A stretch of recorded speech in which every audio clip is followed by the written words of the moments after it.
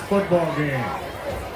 Both Hicksville High School and Paulding High School are members of the Ohio High School Athletic Association and abide by the high standards of conduct and sportsmanship required during athletic And we're back here briefly. I'm just going to say along enough that welcome to our broadcast. We're getting ready to go down to the field to bring you the national anthem right here on HIX-TV. Brian and I'll be back with more on the other side. Who have served and who are currently serving to defend our freedoms. Please stand as the Hicksville High School Select Vocal Ensemble performs our national anthem. Oh, say can you see by the dawn's early light what so proudly we hailed at the twilight's last gleaming, whose broad stripes and bright stars through the perilous fight for the ramparts we watched were so gallantly streaming, and the rocket's red glare, the bombs bursting in air, gave proof through the night that our flag was still there. Oh, say does that star-spangled banner yet wave o'er the land of the free and the home of the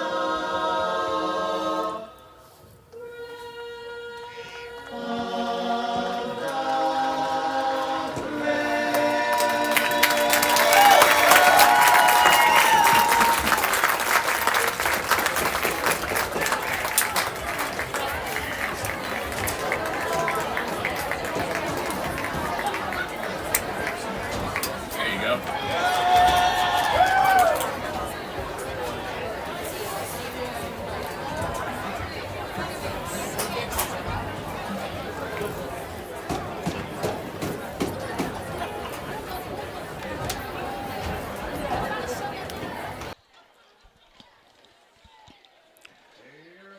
All right.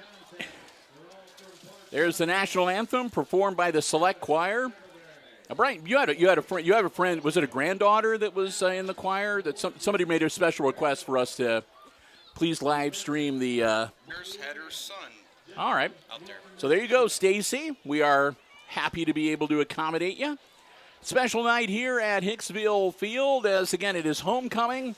The Aces at 2, and let's see, this is week number 8, so 2 and 4.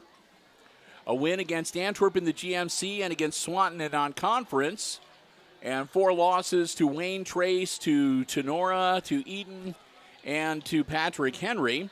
And looking to draw a little closer to that 500 mark by putting one in the win column against the Panthers here tonight. But it is not going to be easy because Paulding has had a pretty good year on the gridiron so far. We want to say a big thank you to our 4 diamond-level underwriting supporters making our coverage possible here at Aces Field tonight. That's the Jim Schmidt family of automotive dealerships in Hicksville, Ohio. Jim Schmidt Chevrolet Buick, Jim Schmidt Ford, and online at jimschmidtauto.com. Thanks also to our friends at APT Manufacturing Solutions of Hicksville, Ohio, located in Hicksville's Industrial Park and online at aptmfg.com/careers. And here come the Aces onto the field. We want to say thank you as well to the Hicksville Pharmacy. They're your good neighbor pharmacy, located right in the heart of downtown Hicksville, Ohio. Phone 419-542-6218 for information on the latest COVID boosters, flu shots, and more. And, of course, ARC Solutions Incorporated of Hicksville, Ohio, a world-class facility located right here in Hicksville's Industrial Park and online at www.arcsolinc.com. I'm Bill Murphy. Brian Williams up here with me in the press box again. Again, week number 8. There's only 2 more games after tonight. Our last road trip is next Friday. We'll be heading to Edgerton to take on the Bulldogs. And then we'll be back here in a game that is always really tough on Brian, being a Fairview alum. He has to try to work. I guess the positive, it doesn't matter who wins. You're ahead either way. You know, Hicksville wins, you're like, yeah, HIX-TV, and Hicksville wins. Fairview wins, you're like, yeah, Apache's rule, alumni time. You can't lose either way. Fairview only, I'm sorry, people. And I think tonight is Fairview's homecoming as well over at the reservation. It is. So they got Paulding. No, they don't. Paulding's here. So Fairview's playing somebody else. Edgerton maybe? Yeah, whatever. Edgerton, yep. Anyway, we are glad to have you here with us, and we want to say a big thank you again. If you just joined us and you missed the coverage of the homecoming ceremonies, we want to say congratulations to freshman attendant Brian McAlexander and freshman escort Jacoby Campbell. Also to, I got to look here because they don't have them in order, sophomore attendant Mahala Stabler and sophomore escort Vincent Van Horn. To junior, let me find them here, junior attendant Taylor Slattery, who Coach Cindy Schlatter, when we do volleyball, always calls her Tater. And Cindy's going to be joining us for our sectional semifinal coverage on Wednesday up at Tenora, as a matter of fact. Looking forward to having her back on the microphones. Taylor's escort for the junior class is Cross Zedike, whose name we'll be probably calling a few times here tonight. The senior attendant is Elisa Baldwin from the volleyball squad. The senior escort, Brant Langham. And, of course, your queen is Josie Smith, and your king is Bronson Graber. So congratulations to all of them. I hope they have a terrific homecoming weekend. And you'll have to forgive me, too, if I sound a little muffled occasionally, because I still have about half of this awesome sausage sandwich from the Boosters that I'm working on here. Just took a bite, as a matter of fact, right now. They're getting ready to kick off. Panthers are going to have the ball to start the game. Better mute right now. He's eating. Let me grab the right roster. All right. Oh, one change tonight to Bronson Graber is not wearing his usual number 54 for the game tonight. He's wearing number 44 this evening.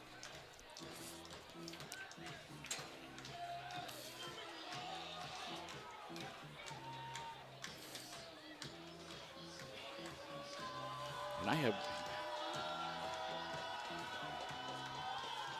there's the kick. It's a low roller, scooped up just inside the 30-yard line by number 10 for the Panthers, still on his feet. Tried a little shake and bake move, and he actually wound up losing a couple yards. That was, well, it's going to be hard to read here. Easton Lehman dropped down at the 35-yard line. Here, Brian, you take one of these. You may be able to help me being able to read them occasionally. I'm not saying that they're printed really tiny, but they're really small printed. They are printed really tiny.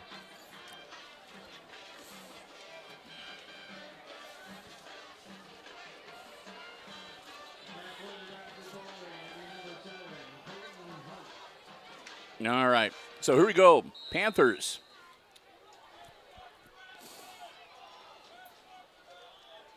Their QB number 7 off the hands of one and then into the other. It was right off the hands of number 6. The quarterback number 7 is Colton Hunt, and that was off the hands of receiver number 8, which was, I think that's Bela Osmayasin or something like that. Anyway, it went off his hands. It was caught by number 2.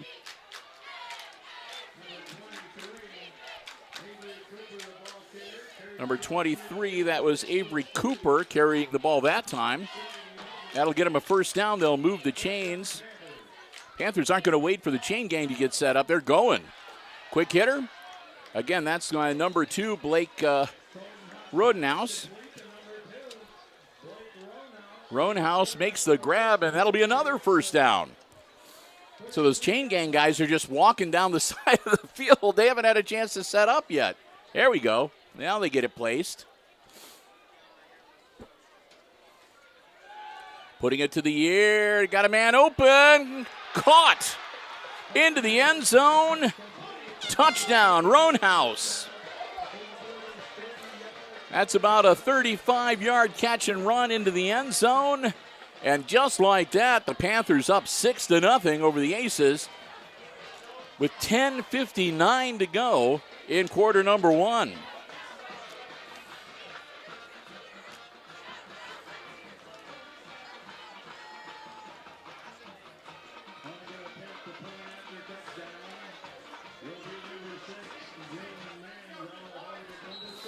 Their kicker is number 6, Jalen Manx. And it's going to be a fake. Nope. That didn't work. And Colton Hunt tried to scoop up the football, and he gets dropped. So it'll stay 6-0. And the Aces will get ready to go on offense for the first time here tonight. Man, the Panthers did not waste any time at all. They take a minute and 1 second to go 65 yards into the end zone.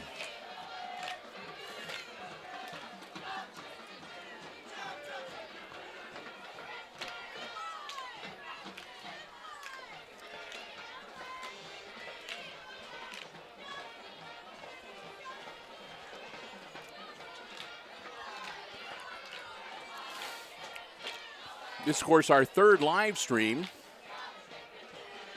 I know it's a long silent spell, but, you know, don't want to choke on a sausage. That came out wrong. So anyway, they'll key it up at the 40-yard line. I was going to say this is the third of, we had 3 live streams today.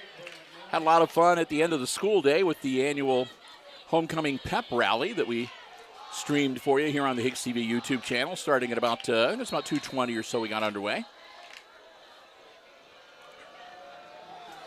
And that's a low liner.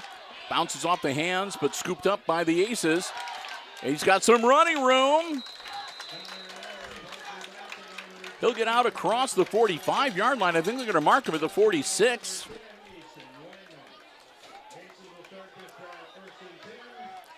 We'll see where they're going to mark the ball. One referee was on the 45, one was on the 46. And I think they're going to put it on the 46. And they will. Nose of the football on the 45-yard line.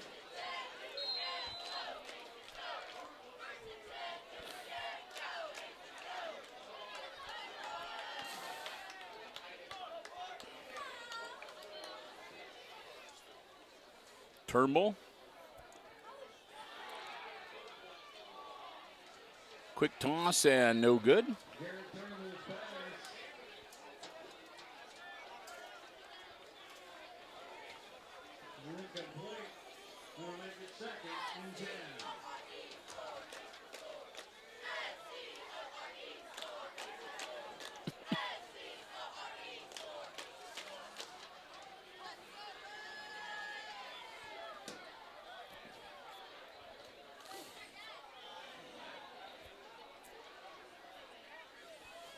Getting the call from the sideline. Turnbull working out of the shotgun. Dropping back. Quick pass again. Caught. And Langham is going to get about, looks like he might have got about 6, maybe 7. Going to be third down and about 4, maybe even 5. We'll see where they mark it officially. Yeah, 3rd and 4. Just across the 50-yard line into Panthers territory.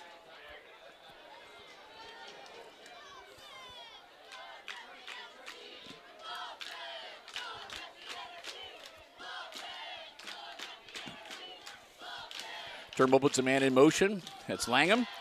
And, oh, my goodness, a bunch of flags thrown.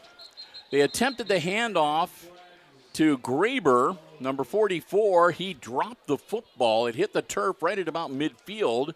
He fell on it, and then a couple of flags came in. at the end of the play. So we'll wait and see how this is going to scope out.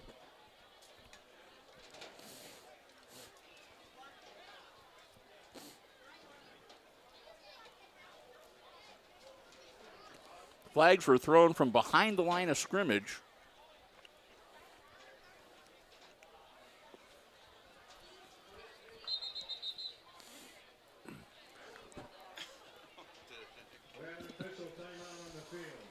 And an official timeout on the field. So I guess they're going to work on sorting out just what is what. It was 3rd and 4.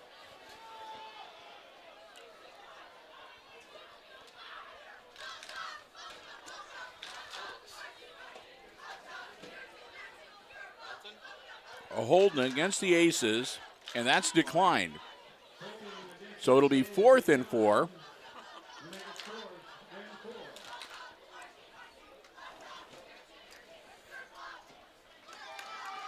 So the Aces backed up 10. They're in huddle. And we'll see what they're going to do on this 4th and 4 coming up. Turnbull comes out. Play clock at 24 and running.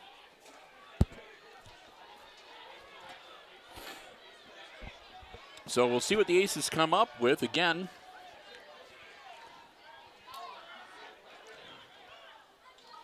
Quick punt. And there was nobody back there anticipating it, so the Aces can let this one roll inside the 5. They'll down it at the 4. Well done by the Aces. They lined up, and they were showing that they were thinking of going for it. That's what the Panthers were anticipating.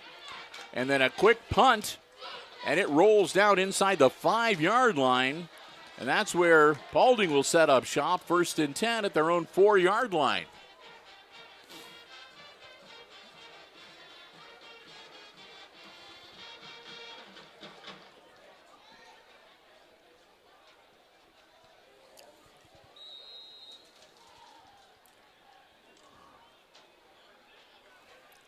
So here we go. Hunt, their quarterback. Split backs either side of him. They got a long way to go here. Quick handoff. And the Aces are going to bottle him up. They'll drag him down. He won't make it to the 10-yard line. Pickup of maybe 4 to about the 8, maybe the 9-yard line. 4 or 5 yards on the carry.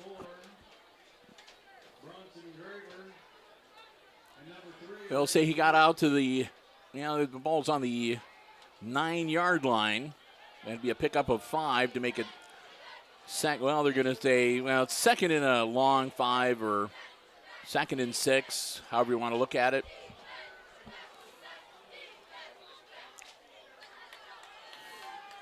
Another quick handoff and a nice hole, and this could be trouble. He breaks free. Still on his feet. They don't get him till about the 40-yard line.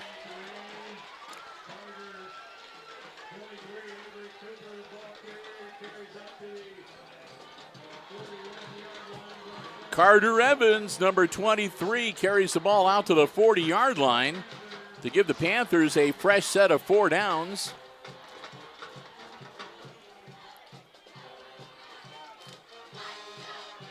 Hunt, hard count, nobody bites, keeps it himself, bobbles the ball a little bit, and the Aces swarm him under after about a 2-yard pickup. Hunt had the option going, and I think he wanted to run with it, but he kind of bobbled the ball, popped up into the air, and he was able to grab it and tuck it under, but only able to get a couple of yards after that, maybe 3. 2nd and 7 for the Panthers now.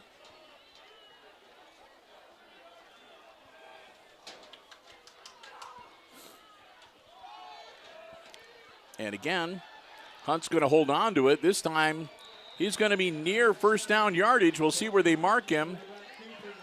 I think he's going to be about a yard shy, bring up 3rd and 1.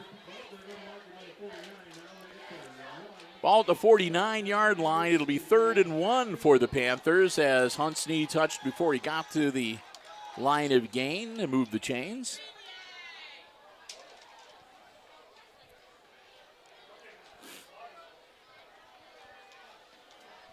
Beautiful night for football here in Hicksville tonight. Cloudless sky, hardly any wind, very comfortable.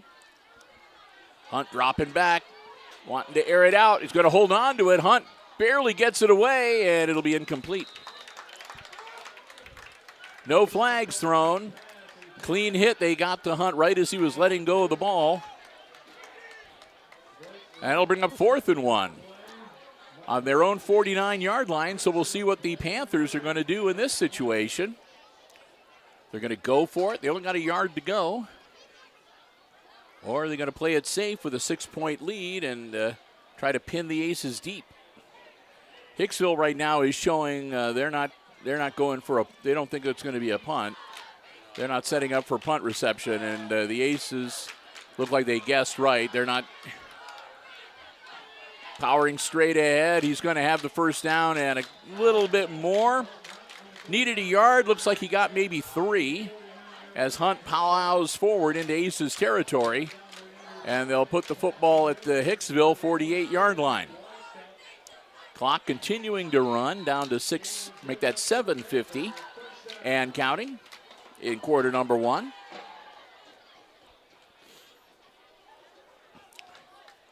And first time out of the game. Well, that was a quick timeout called by the Aces.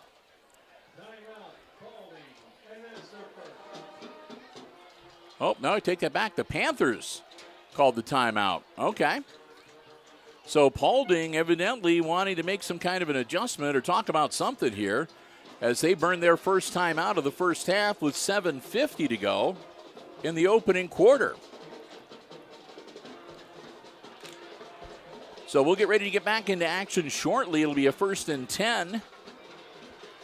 Although the scoreboard right now says 1st and 48. That is not correct. 1st and 10 at the 48-yard line.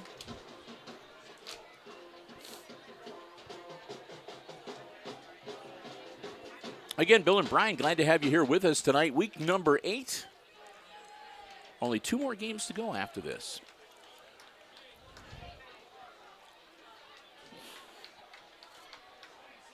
Like I said, 2 more games of the regular season of football. Volleyball sectionals start next week. Before you know it, man, the fall sports are going to be done. We'll get ready for winter action.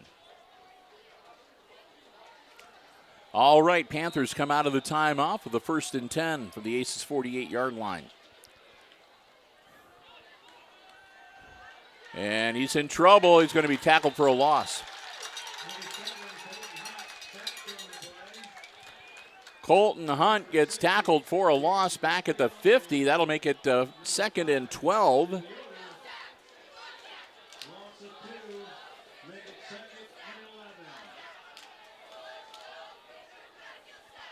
So 2nd and 12 coming up.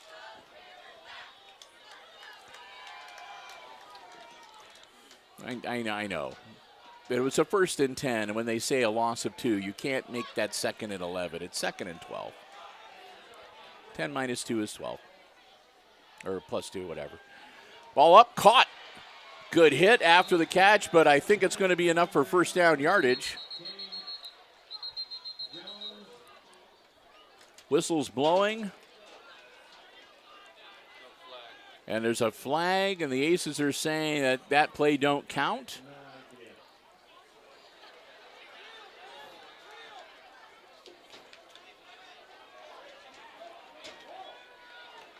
I'm not sure what's going on. They're putting the ball back at the 50-yard line. Are they going to just make them redo the play? So for whatever reason, it looks like they're just going to replay the down. So, all right, forget what just happened. It's, well, now there's, I don't know. The scoreboard now saying it's 3rd and 12. Hunt, ball in the air, caught. Forward progress and strong run. That's number 3, Blake Roanhouse. No, I take that back. That is Jordan Mance. He'll get down inside the 30 to about the 28, and that'll be another 1st and 10 for the Panthers. We either have to get a magnifying glass, or we may have to turn the lights on here, Brian, because this This roster is tiny, tiny print, very hard to read.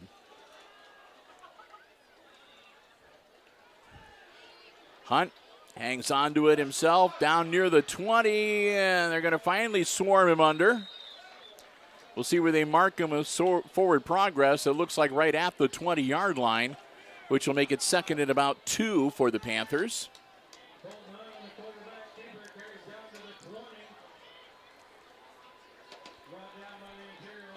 So the ball on the 20, the Aces on the edge, or the Panthers on the edge of the red zone. Hunt. Quick handoff.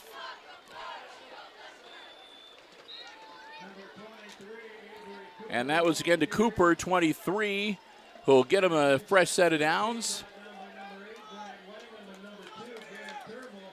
Just inside the 15-yard line, so not a first and goal.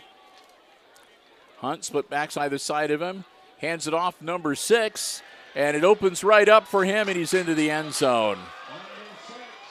Number 6, that's Mans again, into the end zone, and that'll make it a 12-0 game for the Panthers.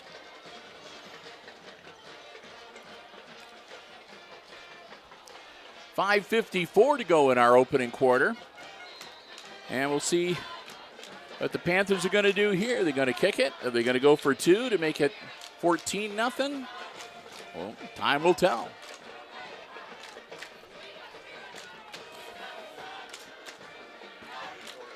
Looks like they're going for 2.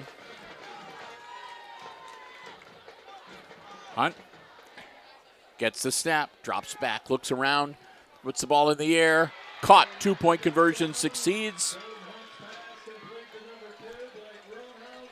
Roanhouse makes the grab for a successful 2-point conversion, and it's now a 2-touchdown lead for the Panthers, 14-0, with 5:54 to go in our opening quarter. So again, the Panthers not wasting a lot of time, going up 2 scores in about the first half of the first quarter. Just a shade over 6 minutes. So the Aces in a bit of a pickle here. They're going to need to get things up and running. They need a good offensive series to get back into this game on this Friday night.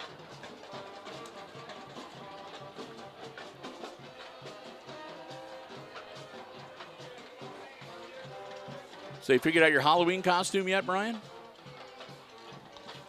Haven't even looked yet. Oh, okay.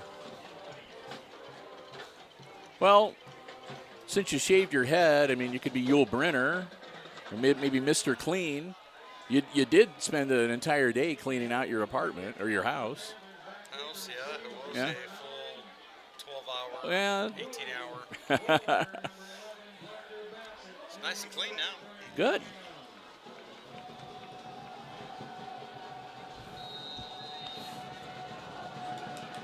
All right. Enough foolishness. Let's get back to some football. Caught back at the 20-yard line. Ooh, what a hit. At about the 30.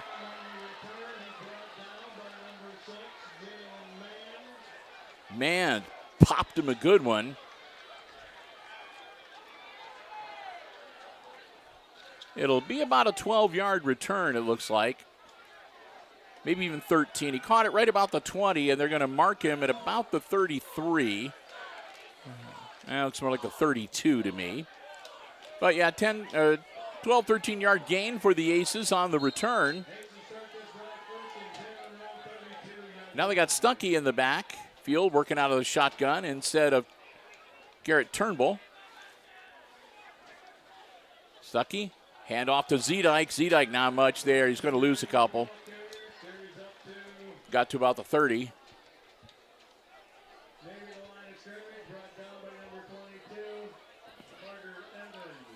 Well, they're going to give him forward progress to the line of scrimmage. He's lucky there.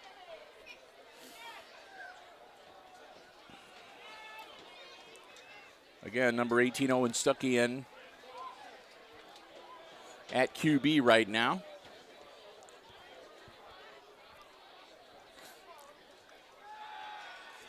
Stuckey airing it out. He's got a man. And no flag. Looked like it was just incidental contact. Langham was heading downfield. And I don't know whether his foot got stepped on or just got tangled up with the Paulding defender, but incidental contact and no flag to bring up third down.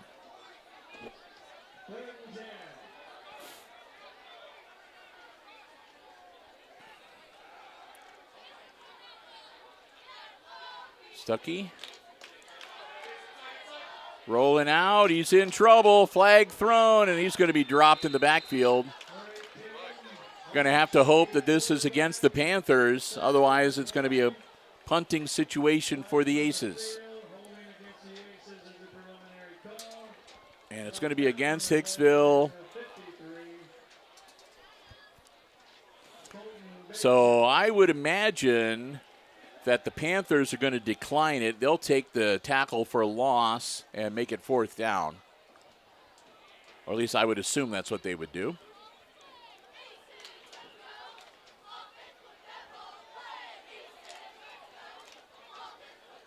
Because that would make it. Okay, now there's some confusion with the officiating as they can't seem to remember where the tackle was actually made.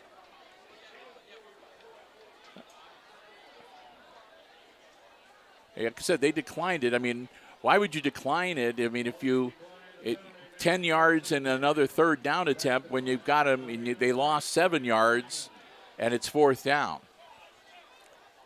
So there we go. Fourth down and forever. High snap and a bad kick. Oh, man. And they're just going to let it roll dead. It doesn't matter. The Panthers are perfectly happy. Let it roll as far, that's going to be at the 43-yard line of the Aces. High snap results in a poor kick. And great field position for the Panthers as they're looking to put another nail in the Aces' coffin here. They're going to take over on offense, 1st and 10 on the Hicksville 43-yard line. With 4:54 still to go in the first quarter, and a 14-0 Panthers lead.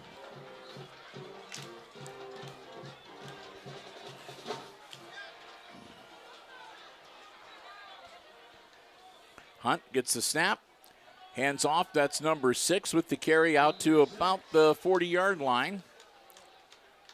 Number 6, that's Mans.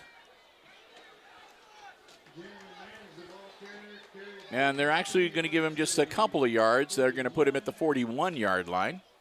2nd and 8. Graber gets another tackle here tonight.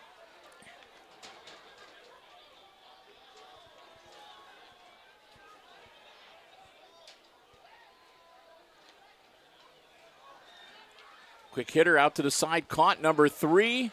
He's got some running room, and he'll get down to the 20-yard line. That was Mans with the grab, number 3. Jordan Mans. He'll move the chains. It'll be 1st and 10 for the Panthers at the Aces' 21-yard line.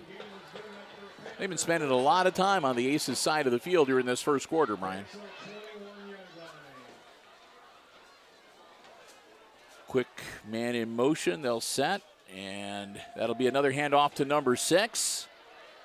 And he angles towards the end zone, and they'll get him around the 10, maybe inside the 10. And that's the other Mans, which is Jalen Mans.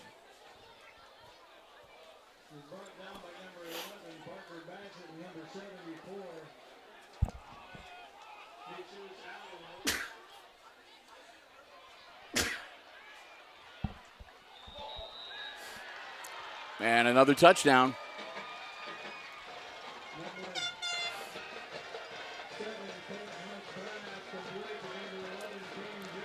That went to number 11, Kane. Is it Johns? I'm going to have to turn the light on.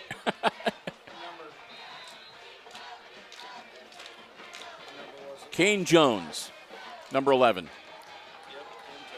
I couldn't tell whether it was Jones or Johns. Whew. Kick is up. And no good.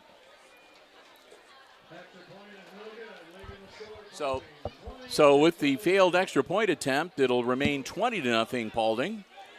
Still 3:18 to go. And the Panthers again will get ready to kick it off to the Aces. And Hicksville will go back on offense. Still trying to solve the riddle and being able to get something to go offensively against the Panthers here at Aces Field tonight.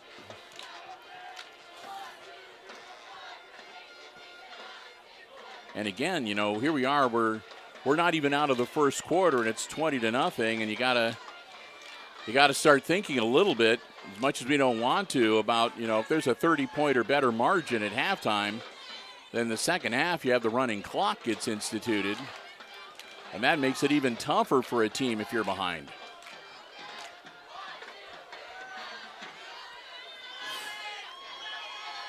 Hopefully, it won't come to that. Get the Aces back on track here.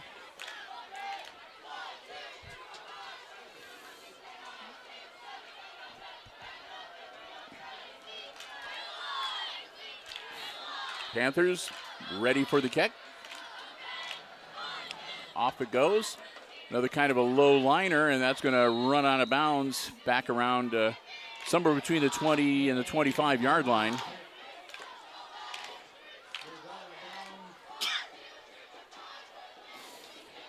I have to apologize, too, because Brian and I don't know what it is, that people started taking crops off the last couple days, and there's just something in the air, and we are both dying. I mean, we really are.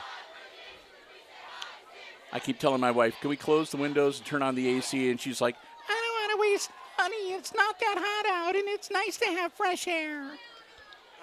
And so I wake up with my eyes swollen shut, and the things we do for love.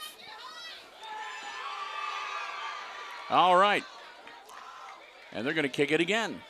It went out of bounds, and the Aces are going to back them up 5 and make them do the re-kick. So now it'll be back at the 35-yard line, and we'll do it again.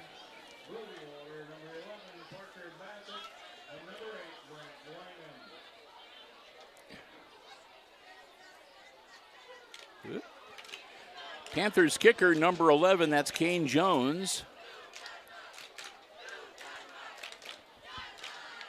Aces would love to be able to get a good return here, get something set up. 3:18 to go in the quarter. Aces down 20-0. Panthers came here tonight to play. There's no doubt about that. Got a good crowd over on the far side of the field. Here we go. And this one right down the center, and nice recovery. And Langham, he did get up to about the 35-yard line, bounced off a couple of players. Some were his teammates and some were defenders. Tried to do a spin move and back up a little bit, reverse his field, and that's where they got him. So the official mark is going to be at the 33-yard line, 1st and 10 for the Aces.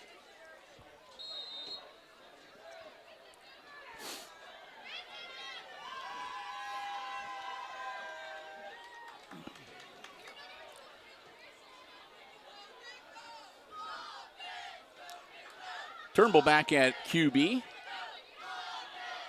Tries to pitch it out and manages to get away with it.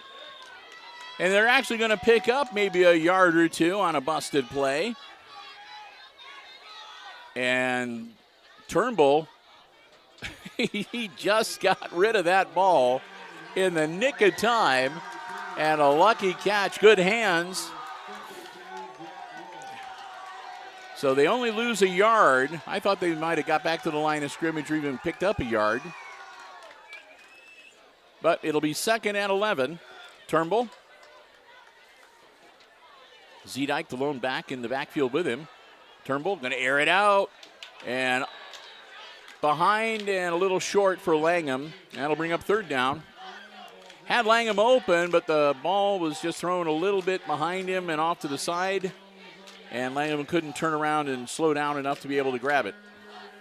Clock stops 2:27, and that'll bring up 3rd and 11 for Hicksville.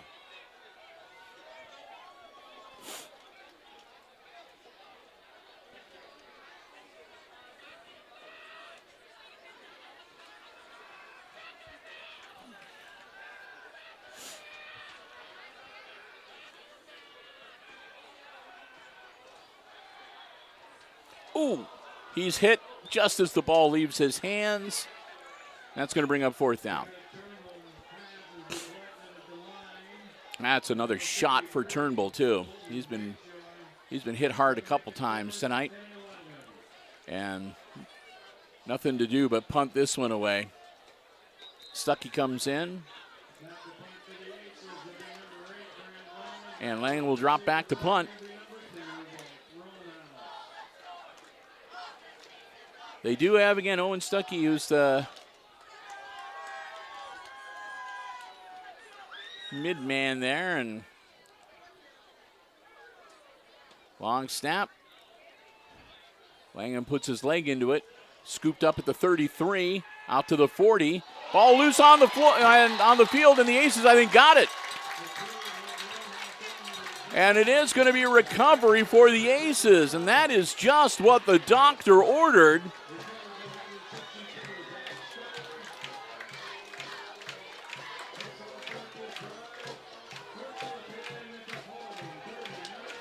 So the Aces fall on the loose football and recover the fumble.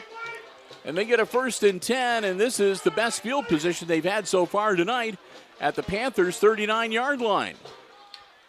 So here we go. The Aces looking to capitalize on the turnover here.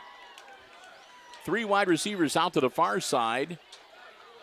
Graber in the backfield. Lateraled out, caught, and dropped behind the line for a 3-yard loss. Caught the football and immediately brought to the turf. Langham with the grab, but it's a -3. That's all the way back to the 42-yard line.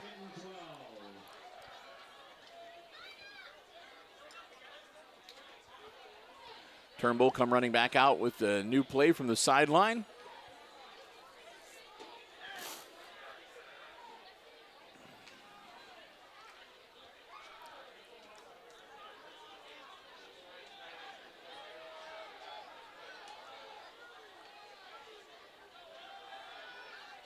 Ball in the air, and that's going to be picked off. It is. Interception and a strong return. Still on his feet. Out to the 45, maybe 46-yard line. Ball picked off by Blake Roanhouse. It was overthrown. You could see it coming. And Roanhouse picks off the pass with the INT and returns it to like the 45-yard line. And the Panthers will now take over 1st and 10. Still 1:13 to go in our opening quarter.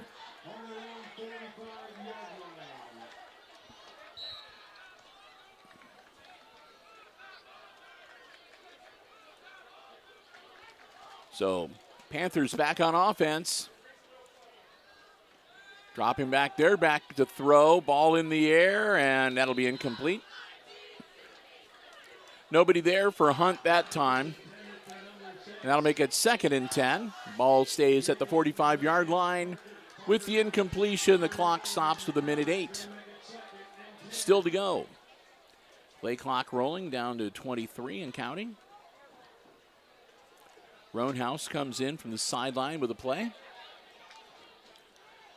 Panthers break huddle. Here we go.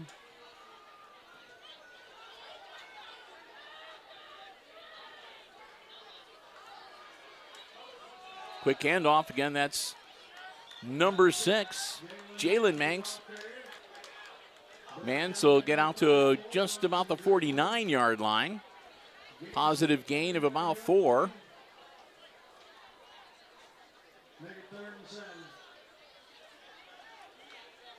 Third down for the Panthers. Clock rolling, 39 seconds and counting. Colton Hunt finally gets the snap, but the flag's thrown and a false start. The first time he tried the hard count was okay, but the second time one of his own guys flinched. So Hunt trying to pick up an easy 5 is going to lose 5, and that'll make it 3rd and about 11. Back to the 44-yard line. 31 seconds, clock will stop on the infraction. And here come the Panthers.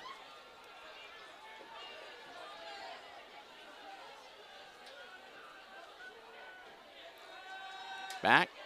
Hunt in trouble. And he almost lost the football again.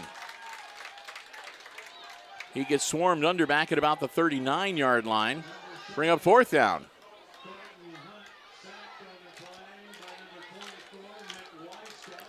Wisecup gets the tackle for loss for the Aces. That may well be the last play of the first quarter.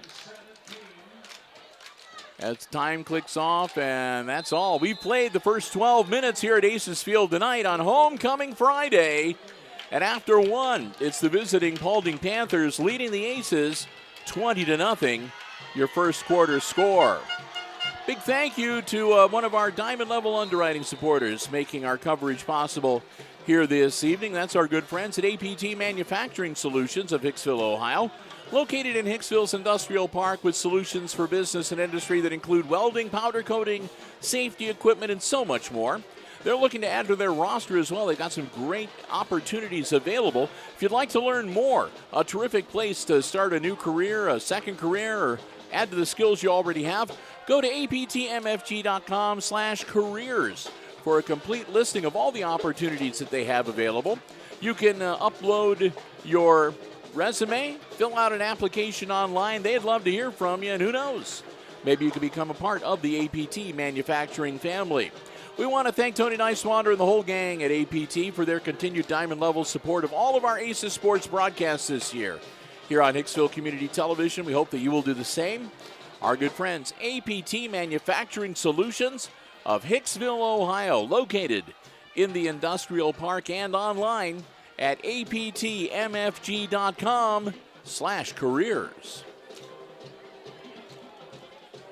All right, 12 minutes on the clock. Panthers come back out onto the field, and we're getting ready to go. Should be a punt with a 4th and 17 on their side of the field. Paulding would have to get the ball to the Aces 45-yard line to move the chains. So Hicksville got a couple man back deep, anticipating the punt. And another whistle.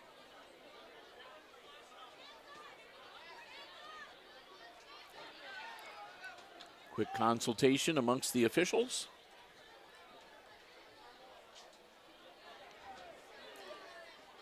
All right. I think we got it situated. Jalen Mans back deep, gets the ball, puts the ball in the air with a nice looking punt. And the Aces aren't going to go after that one. Bassett will pull up, and it'll be down to about the 22, 23-yard line by the Panthers.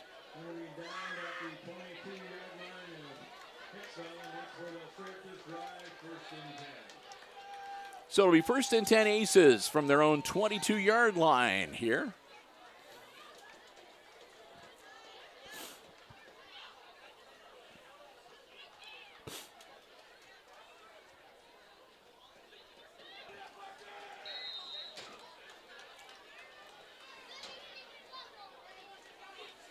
Turnbull waiting for the signal on the sideline. He gets it, checks his wristband. Here we go.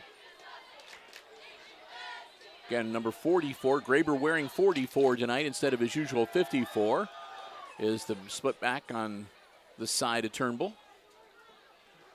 Langham in motion.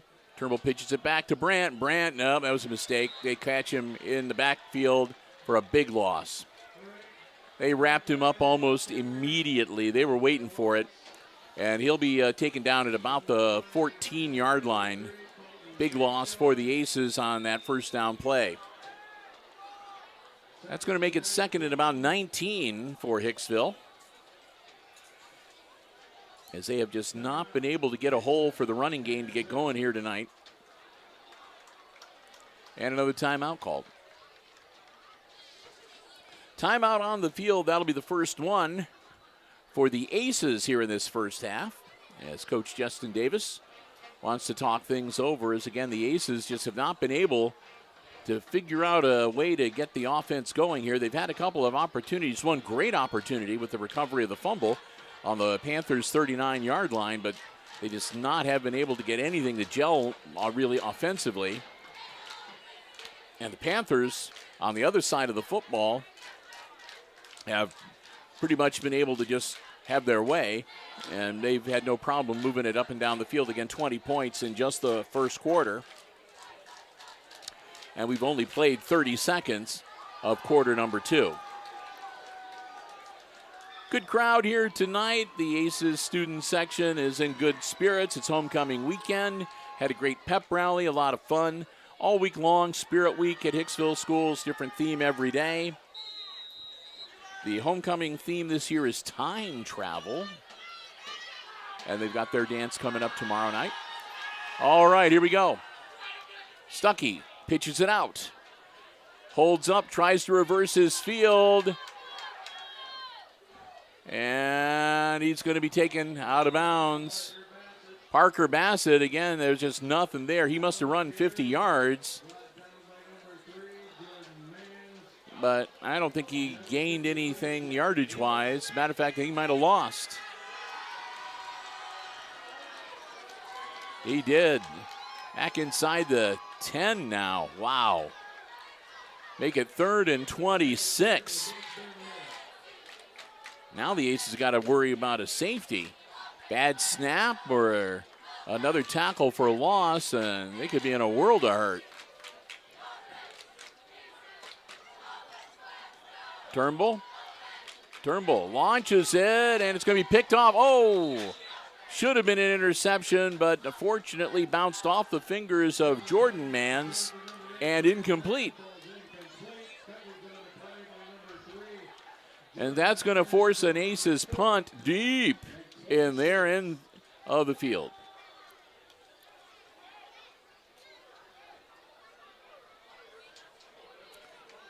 Brant Langham in his own end zone.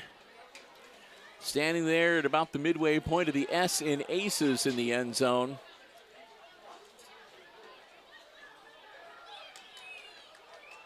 High snap. Good punt. Caught. And it'll be a fair catch at the 38-yard line.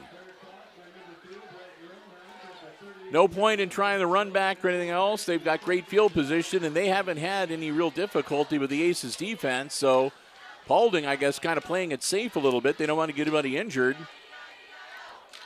So a fair catch, and they've still got great field position at the Hicksville 38-yard line.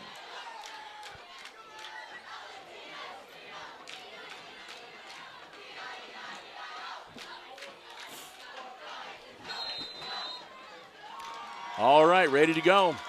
Panthers back on offense, up by 20. Quick handoff.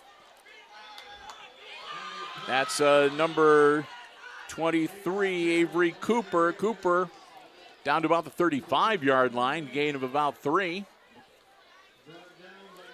2nd and 7 now for the Panthers.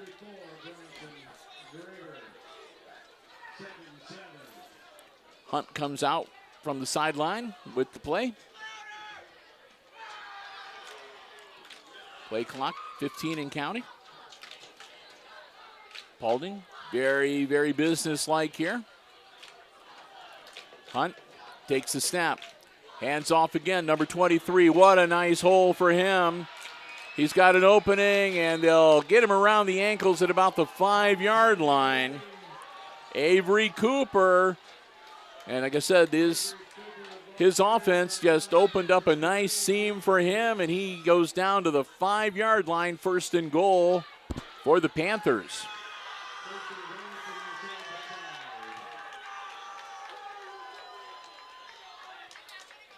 They're going to give it to big number 23 again. He's going to power forward. And he'll be short at about the 2-yard line.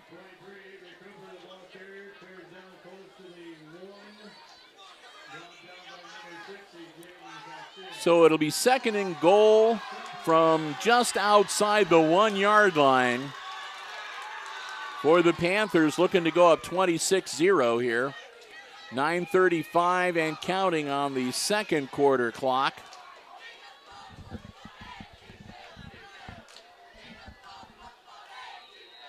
They'll blow that one dead.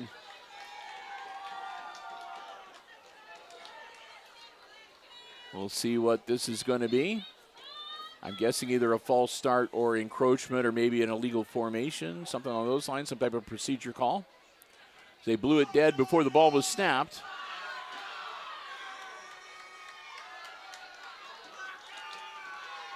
And it's going to be an encroachment call, offsides against the Aces. That'll be half the distance to the goal. That's going to put it inside the 1-yard line for this 2nd and goal try.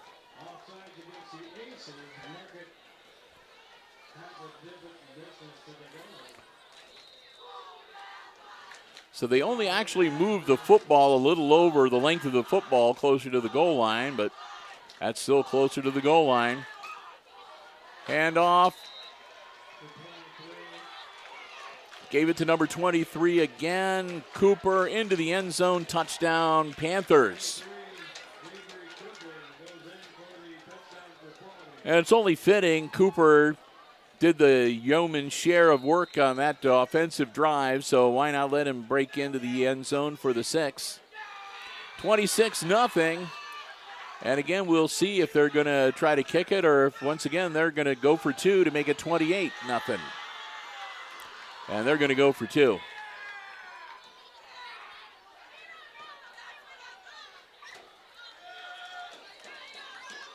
Quarterback keeper spins. Nope, he was down before he extended. That's no good. Hunt kept the ball. He got hit. He spun. And then he extended the ball to break the plane, but unfortunately he was already lying on his back on the ground when he did it. So that will be an unsuccessful 2-point conversion attempt. The score will remain 26-0. Aces will get ready to get the ball back with 9:15 to go here in the half.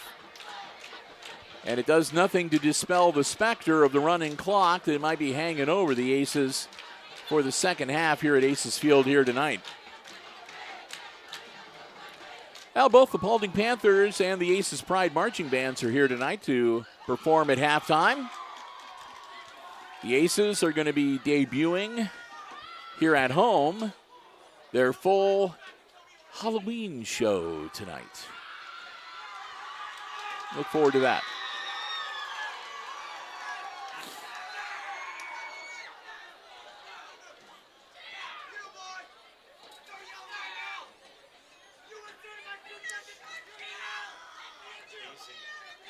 All right. Some action down in the student section. They're getting everybody revved up and ready to go. All right, Panthers ready to kick it off to the Aces. Langan, the deep man for Hicksville.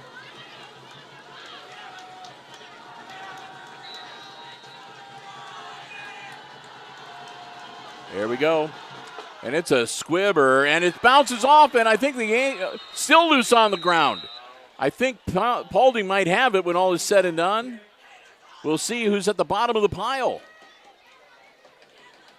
It might be the Aces. I saw Zach Schooley, number 62, was the last to get up. It bounced. It was a squib kick. It bounced off the hands of the Aces up man. And it looked like Paulding fell on it, but it squirted out from underneath the Paulding player.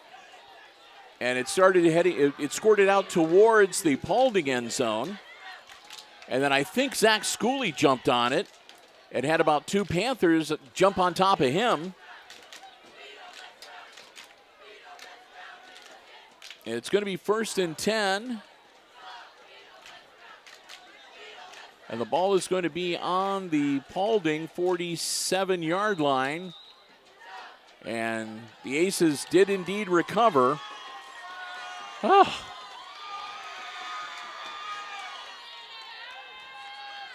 That'll raise your blood pressure a little bit. All right. Turnbull directing traffic and repositioning his players. 3 out wide on the far side, 2 on the near side towards us. Turnbull. Just barely a forward pass, almost a lateral out. And it looks like he might have made it down to about the 45-yard line of the Paulding Panthers. Pickup of about 3 for the Aces. Nose of the football right on the 45-yard line of Paulding. Clock rolling. Didn't get out of bounds, so 8:45 and counting before halftime. 2 timeouts for each squad still remaining in this first half if needed. Aces down by 26. Need to get some points on the scoreboard. Turnbull airs it out. Caught.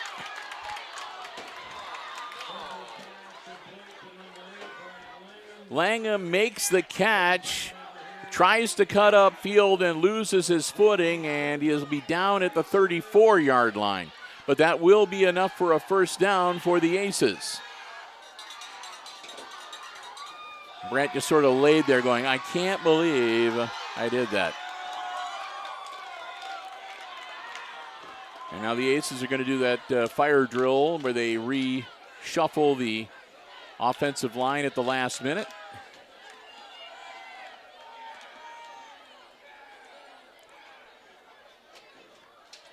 Turnbull hands it off. Flag on the play. Graber with the carry. Looks like he got a couple, and they throw the flag. And that looks like it might be a hold. Oh, no, it's going to be a illegal block.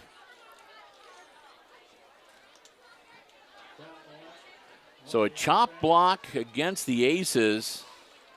Ouch. That'll back them up. Ball now on the 44-yard line. Yeah, like I said, I think that's 5 more. Yeah. Not 10, 5, 15. There we go. Now to the 49-yard line on the Aces side of the field.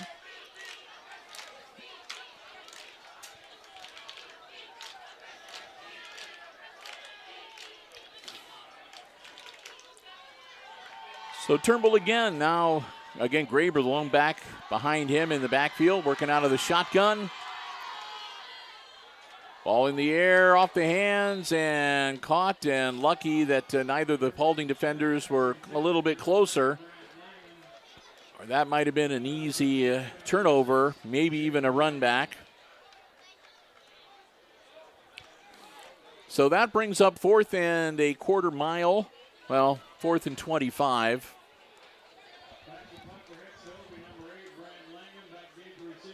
Which I guess would be a quarter of a field.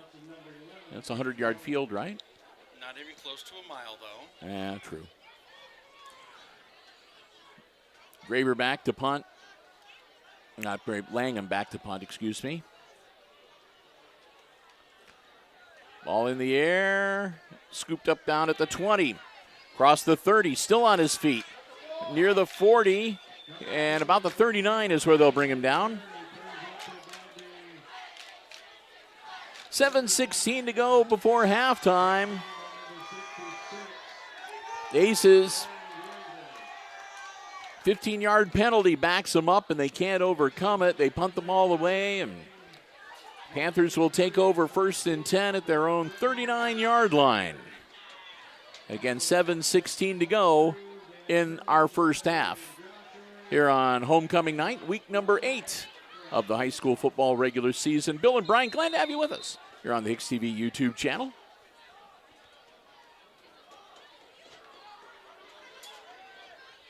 Quick toss out.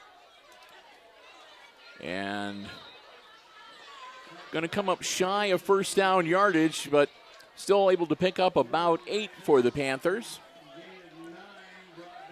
As a matter of fact, they're going to give him 9. The position of the ball when his knee touched. So 2nd and 1 now for Paulding. As again, if they can punch in one more here, they'll have the running clock on their side in the second half. Hunt, quick handoff, Mance out to the 45 of the Aces. Jalen Mance, only a sophomore, 6'2" and 181. And he's been doing well here tonight. And the Aces are going to be dealing with him for a couple more years.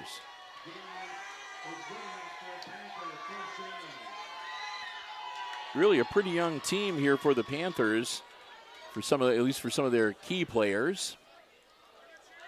Hunt, ball in the air and incomplete. Hunt's only a junior. He's got another year.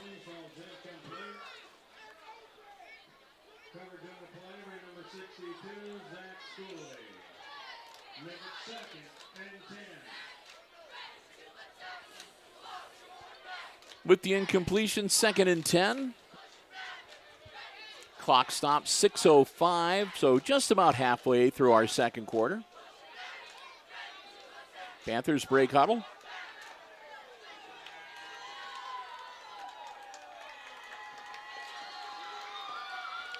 Number 23 gets the carry. He breaks free. It's going to be a foot race. He's off to the races. Oh, they get him right around the ankles. Just inside the 10-yard line. Avery Cooper, another strong run for the Panthers. And he cracks it into the red zone. I think they're going to mark him down at about the 8-yard line. 1st and goal for the Panthers. Clock continues to roll, and Paulding is more than happy to let it do so. And we're going to have a timeout on the field. The Aces want to save some time, as again, they're back on their heels in a big way now. Down 26-0, a 1st and goal for the Panthers. And again, as we mentioned, we don't like to dwell on it, but the fact is, if you're down by 30 or more points at halftime, then they have the running clock in the second half, and that makes the second half go really quickly, and it makes it really tough if you're on the short end of the score to be able to get back into contention.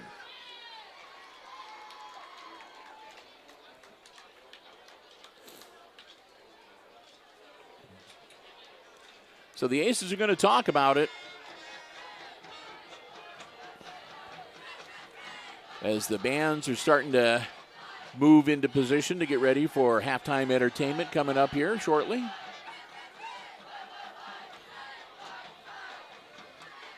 Again, we want to wish the best of luck to the Lady Aces volleyball squad. They have got their sectional semifinal coming up next week, Wednesday night. They're going to be playing at Tenora High School. It'll be the late session. The early match will be the host Lady Rams taking on Toledo Christian at 6. And then the Aces will play Montpelier at approximately 7:30 on Wednesday night. And yep, we'll be there with the live stream coverage here on HIX-TV's YouTube channel. Quick handoff, and might have got to the 5. Gave that one to Jalen Mans, and Mans said maybe down to about the 5-yard line, but that gets the clock rolling again as well. Or it should be rolling. There we go. Like I said, you don't stop the clock on a running play.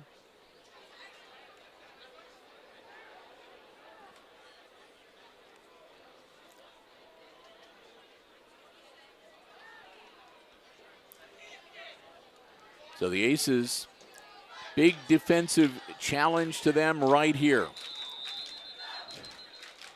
And another timeout called this time by the Panthers. Paulding wants to talk about it. They were looking at the defensive setup for the Aces. Like I said, I'm sure Paulding would like to punch one in and get the express going for the second half.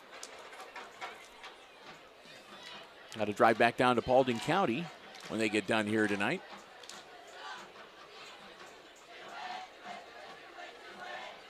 Well, if you get a chance, Brian, you can use your spooky magic to see if you can find out how the Apaches are doing tonight for their homecoming game.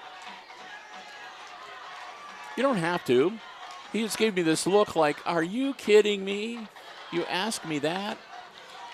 Into the first, Apaches up 12-7 against Bulldogs. Okay. Edgerton. 12-7 at Fairview over Edgerton at the end of the first.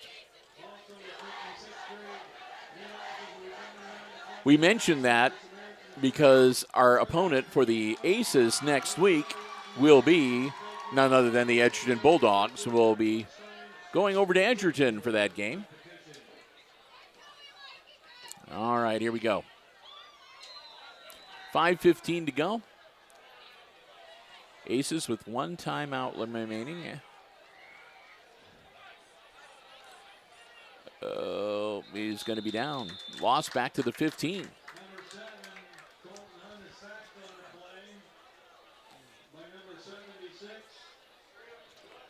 Aces. Number 76 for the Aces. Owen Joyner and Langham was in there helping out. They're the ones that get the tackle for the loss that time. So that's what the Aces needed, a defensive stop here. Of course, I'm sure it's 4-down territory for the Panthers. It's still first and goal, but they're backed up to about the 14-yard line now. Hunt.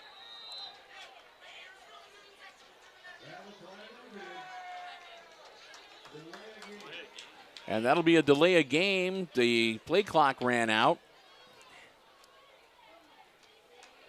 So another 5. That'll take him out to the 19-yard line, first and goal. Or it should be third and goal.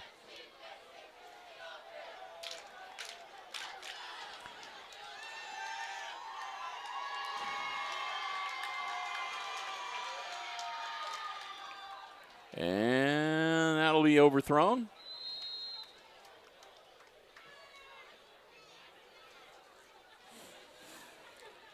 So that'll bring up fourth down.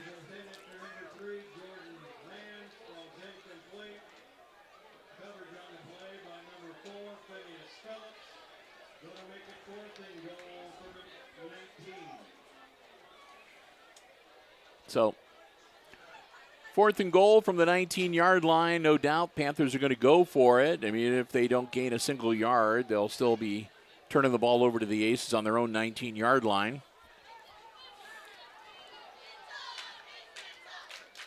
Going to throw again, and he's just going to take another sack. And the ball popped loose. Yep, and it's a recovery. So wouldn't have mattered. It would have been at that same point anyway with the tackle for loss, but the Aces at least get a fumble recovery out of it, and they'll get the football back, first and 10, and it'll be at their own 27-yard line now.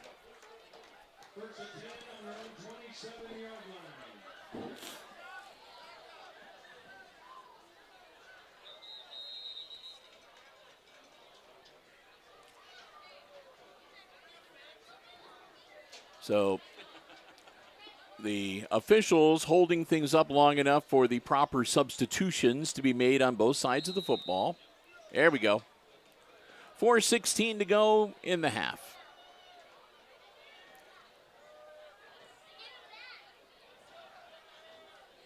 Turnbull, ball in the air, incomplete. Thrown behind the intended receiver. That'll bring up second and 10.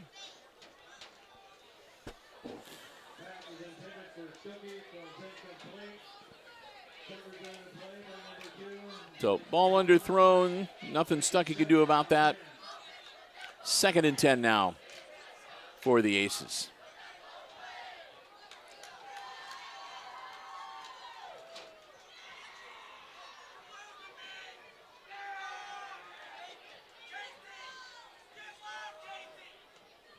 Turnbull dropping back. Turnbull, ball in the air and intercepted. That's going to be 6. Yep, scooped up. Jordan Mans with the INT, and he takes it to the house, but there's a flag on the play. And there's going to be a hold. So if the hold is against the Panthers, it would have occurred after the turnover. They'll keep the ball, but they might not get the score. If it's against the Aces, it'll be declined. And they'll take the points, I'm sure. So we'll wait and see. I said the preliminary indication was a hold, but I didn't see who they were indicating it was a hold against. But the Panthers are walking backwards.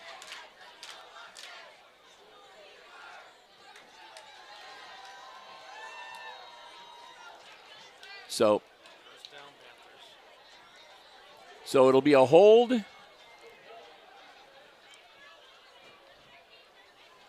And, well, they're still, it might have been worse. They're marching it way back. Let's see where they place the football.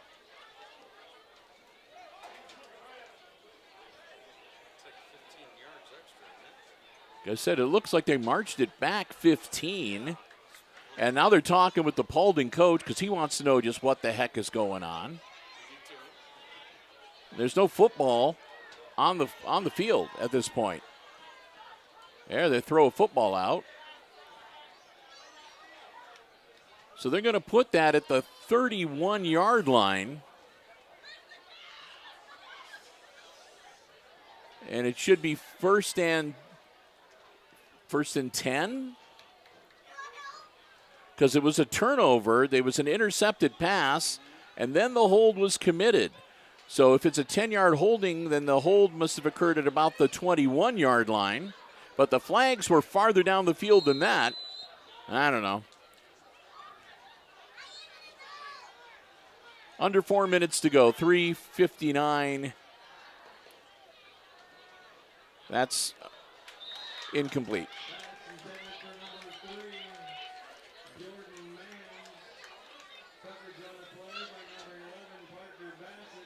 Mans has it go off his hands, and that'll bring up 2nd down. Clock stops with the incompletion, 3:55 to go. And Edgerton has taken the lead at halftime over at the reservation. 24 to 12? 21 to 12 at the half. Quick handoff. Strong run. And that's Avery Cooper. Cooper will get inside the 30 down to about the 27, 28-yard line. And I think most importantly for the Panthers, get the clock rolling again.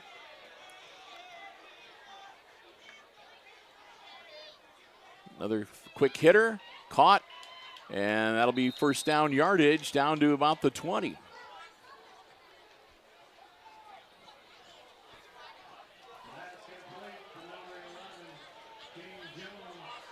Kane Jones makes the catch and gets the Panthers a fresh set of downs.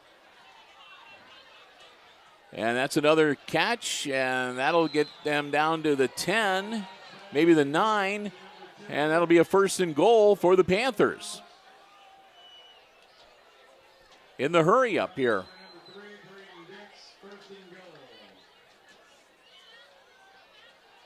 Quarterback keeper straight up the spout and into the end zone. Touchdown, no flags on the field this time. So the Aces don't catch a penalty break there, and it'll be 6 more for the Panthers to go up now 32 to nothing with still 3 minutes and 1 second to go in our second quarter. As again, I'm going to assume, since they haven't done too well with the attempts at kicking the extra point, They're going to go for 2. Unless they're comfortable, they might try to kick it just to give them some practice. That looks like what they might be doing. Yeah, we'll see. Nope, they're going to go for 2 here. Man in motion. Handoff. Cuts upfield. Spins, and he'll be dropped.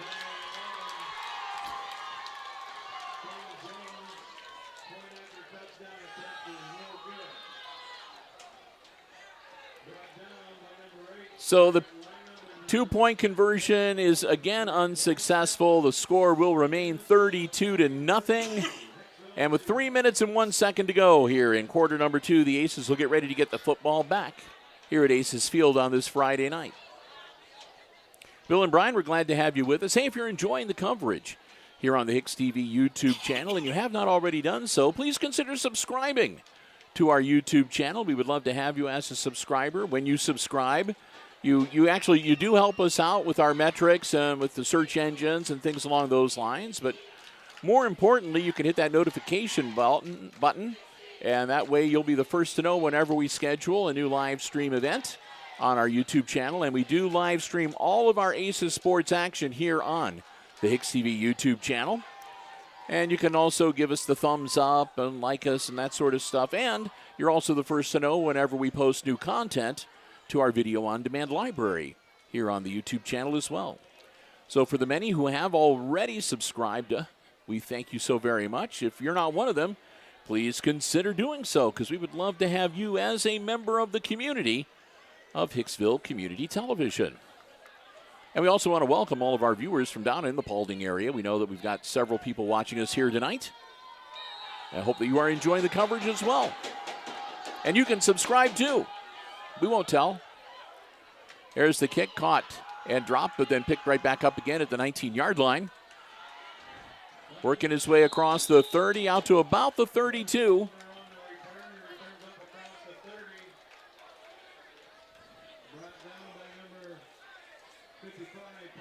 Brody Walter, number 9, powers it ahead to.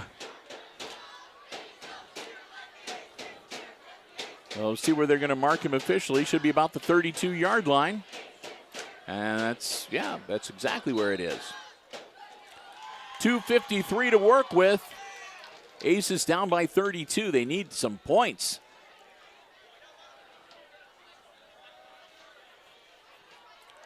Stuckey drops back. Stuckey looking for a hole. He's found some running room. Stuckey past the 40, and they'll bring him down at about the 41, knocking him out of bounds at that point.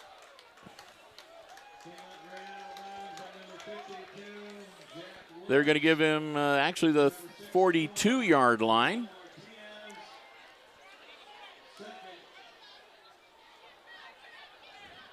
So that'll move the chains. It'll be 1st and 10.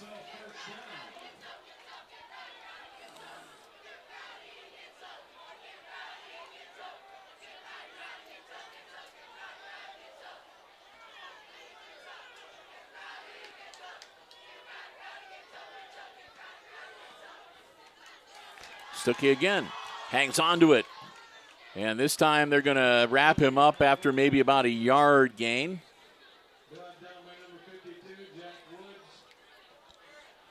Woods from Paulding got him and brought him down. Pickup of 1 to make it 2nd and 9. Clock continues to roll, 2:25 and counting before the half.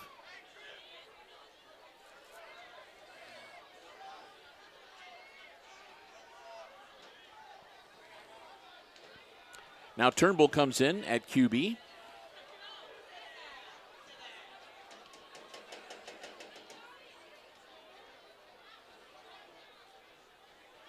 Turnbull, quick hitter to Langham. Langham gets first down yardage.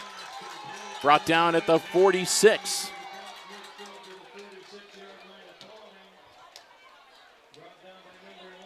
Pass complete, clock rolling.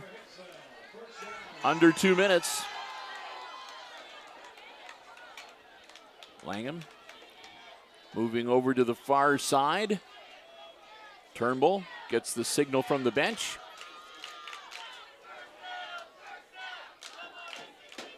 There's a snap. Turnbull, ball in the air, caught again. Langham still on his feet. Tripped up, but he's going to get inside the 30. They'll stop the clock long enough for the chain gang to move. There we go. Another Aces first down to the 28-yard line.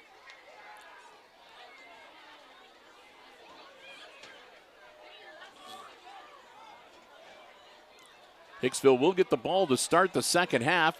Lateraling it out to the sideline. It shakes one tackle, and another solid gain and another first down for the Aces.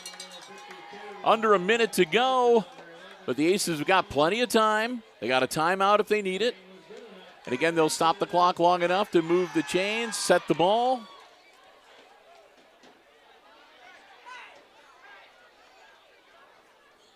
Well, he might have gotten out of bounds as the clock is still stopped. So it's over on the far side, hard to see. So he must have got out of bounds.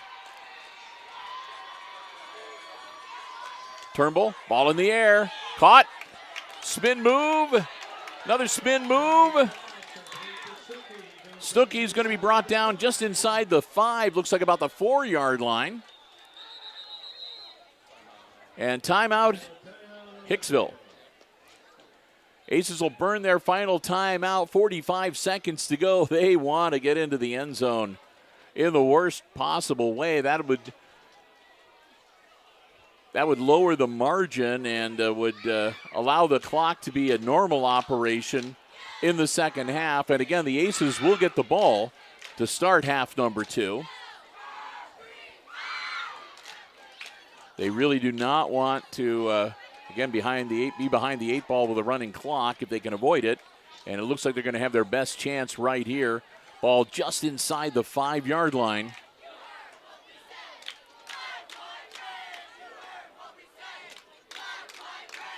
First and goal, Hicksville. Now, the scoreboard is not, they're saying on the 9-yard line, but that's the 4-yard line.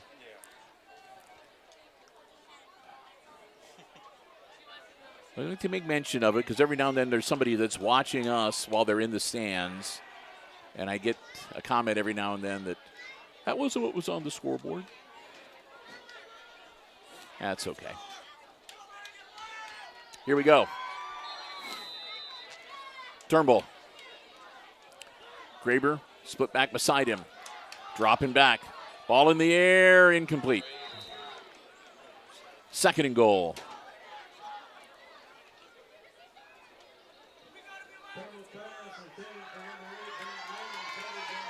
Incompletion stops the clock with 41. Oh, they're going to say third and goal. I'm sorry. Third and goal.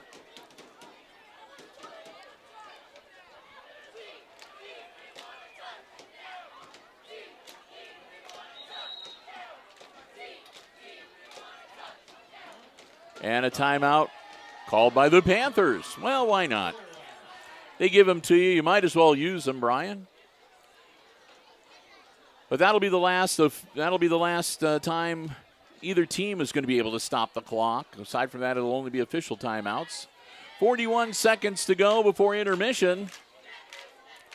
It's a third and goal for the Aces. The football resting just inside the 5-yard line. They're down 32-0.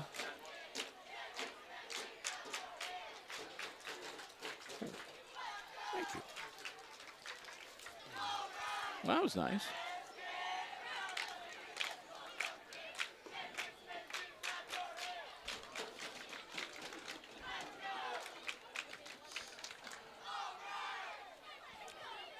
So the Panthers, after calling their final timeout of the first half, come back out on defense. And here come the Aces. They've got 2 more cracks at it. 41 seconds to go. And a third and goal for Hicksville. Again, just inside the 5-yard line, about the 4. Turnbull takes the snap, drops back, runs straight ahead. Turnbull throws it at the last minute and incomplete. Did he catch it? Oh, they're saying he caught it. All right. Well, we'll take it. I thought that the defender got a hand on it. But he must have just missed. Touchdown Aces. To make it 32-6.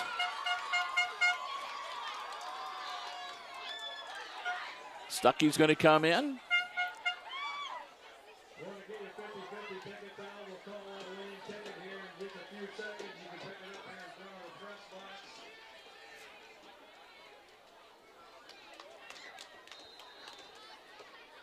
All right.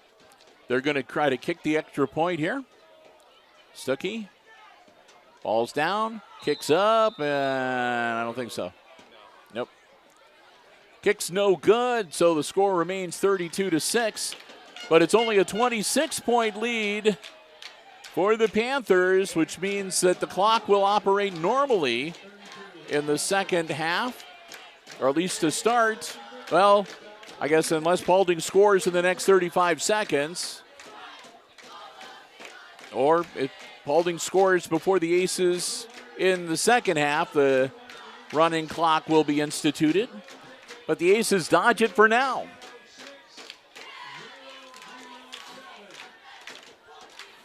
Big thank you to the boosters who bringing us up a couple extra sausage sandwiches. We appreciate that. Want to let them know that they make a darn good sausage sandwich. I was upset. I said, when are you going to do cheeseburgers? And they were like, we did them 2 weeks ago. And I was like, you did? He goes, yeah, right here. And I said, well, I sent my guy down to. So.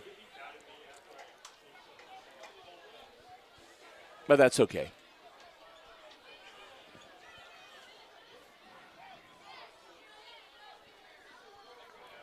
All right, the Aces. So we'll see if the Aces are going to kick it here, or if they're going to see if they can maybe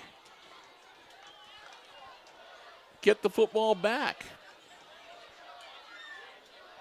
They'd have enough time to maybe take a couple shots down the field if they do. Stuckey back to Keck. Panthers set and ready.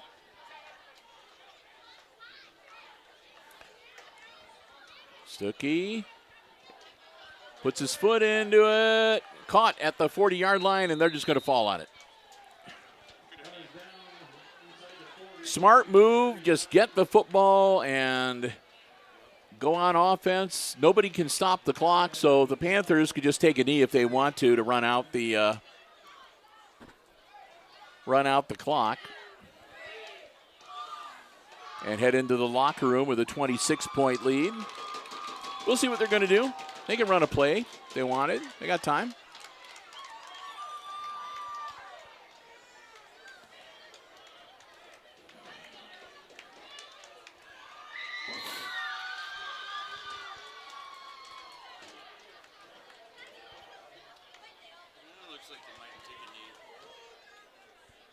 We'll see if it's going to be the, well, it's a little early to say victory formation yet, but for lack of a better term.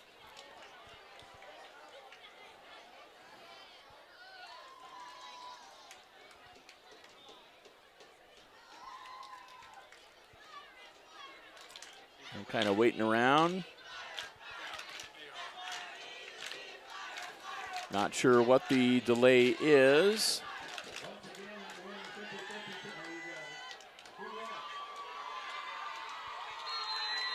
All right, they must have gotten whatever it was situated.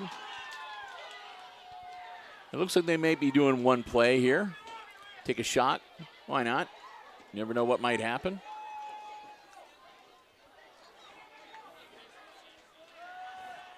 Ball in the air, caught, and out of bounds. And that'll be a first down inside Aces territory at about the 48-yard line. And they only shaved a few seconds off the clock, so, yeah.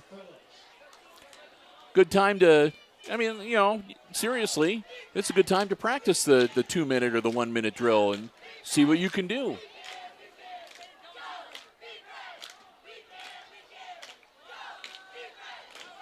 Ball in the air, and incomplete. That was well timed by Parker Bassett, if he'd got there a little earlier, there might have been some laundry thrown, but he gets there right as the ball gets into the hands of the receiver to knock it down and incomplete. Again, it only takes about 4 seconds or so off the clock, down to 26 seconds, where it'll be 2nd and 10 for the Panthers.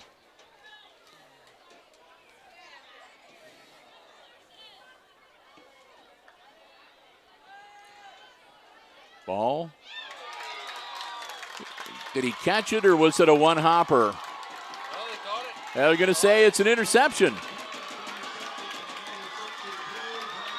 That one was kind of close. I really couldn't see whether he got his hands underneath it or not.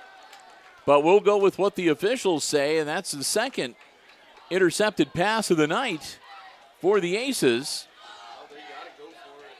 So Hicksville, 21 seconds, no timeouts, but hey, they can see if they can capitalize on the turnover this time.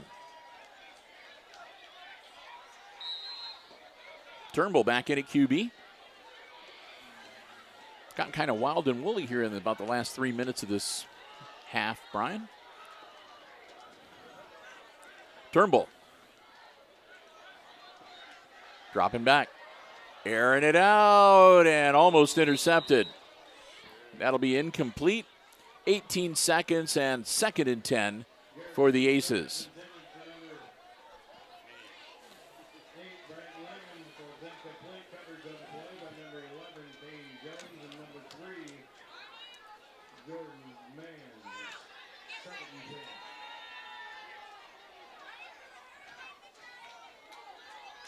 Here we go. Aces now 2nd and 10. Ball at the 43-yard line. On the Hicksville side of the field. Turnbull, and they're going to blow this one dead.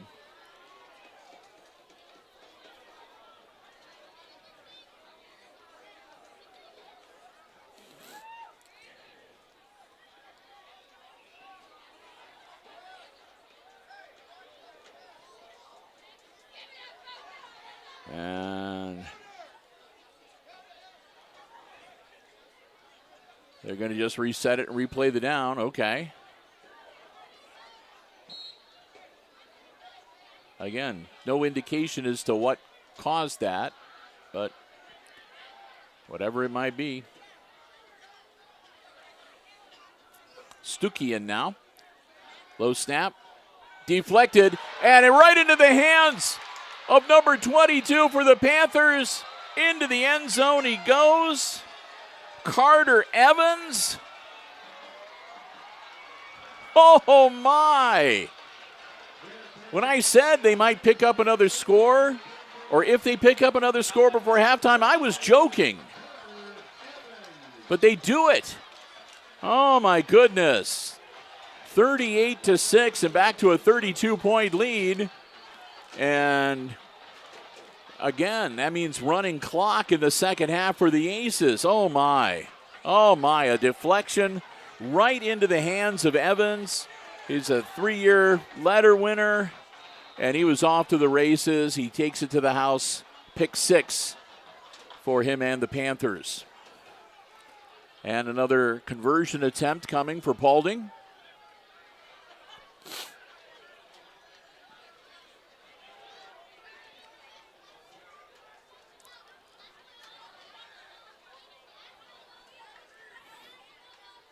Quick handoff, and he's in. That makes it 40-6. And with 9 seconds still on the second half clock, the Aces will get ready to get the football back. And then we'll see if the Aces are going to just take a knee and head into the locker room and try to regroup. They're going to maybe take a shot. They'll have enough time to maybe do a play. We'll see. But, yeah, kind of a stony first half for homecoming here at Aces Field on this Friday night. Bill and Brian, your crew from HIX-TV, glad to have you with us. Wrapping up the week, we had volleyball action. We wrapped up the regular season of volleyball action at home. with a couple of games on Monday, or a couple of matches, I should say, on Monday and Tuesday. And huge thank you again to Connor Myers stepping up. Doing a pretty good job, too. Getting those games covered on HIX-TV. Appreciate it an awful lot. I think I saw Connor down there a little earlier. He was there. Loitering around down there somewhere. Hope he's having fun tonight.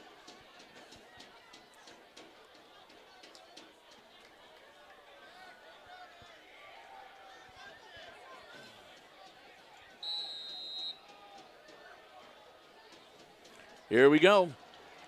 That's going to be a low roller. Scooped up and bobbled. Finally gets it under control and across the 30, and he'll get upended there with 5 seconds left. I did not see the ball. Like I said, I think that they just did the low rolling kick just so that they could pick it up and run it back and burn off as much time off that clock as possible. So the Aces with 5 seconds on the clock, no timeouts. I mean, there's enough time they could maybe do one hurl down the field. But that's going to be about all she wrote. So we'll see what the powers that be have decided. They'll hold it up long enough for everybody to get their substitutions in. They do. Here we go. Looks like they're going to run a play. Nope, takes a knee. That, I have to say, I think is kind of the smart choice. Don't risk it. It'd be a desperation play anyway, and you still have a whole nother half of football to go. So we've played the first 24, and at halftime, it's the visiting Paulding Panthers leading the homestanding Aces on homecoming night, 40-6, your halftime score. Big thank you to another one of our Diamond Level Underwriting supporters for their help in our coverage this evening, our good friends at the Hicksville Pharmacy. They're your good neighbor pharmacy located right in the heart of downtown Hicksville, Ohio, a full-service pharmacy for you and your family's pharmaceutical needs. They also have, medical supplies and equipment, over-the-counter medications, and more. Stop by and see for yourself what a difference being locally owned and operated truly makes. We want to thank the Myers family again for their continued support of our Aces Sports broadcast this year. And like I said, if you want to stop by, they have gifts, sundries, greeting cards, candles, you name it. We want to thank them so very much. We hope that you will do the same. And hey, if you want to get the latest information on flu shots, COVID boosters, or more, feel free to give them a call. It's 419-542-6218. They'll be happy to help you out, our good friends at the Hicksville Pharmacy. Again, they're your good neighbor pharmacy located right in the heart of downtown Hicksville, Ohio. Halftime and halftime entertainment provided by the Paulding Panthers marching band up first. Aces Pride will follow that. We're going to shut down the headset microphones and go to the field mics here. We'll bring you the halftime entertainment. And, of course, Brian and I will be back. We'll have all the exciting second half play-by-play coming up right here on HIX-TV.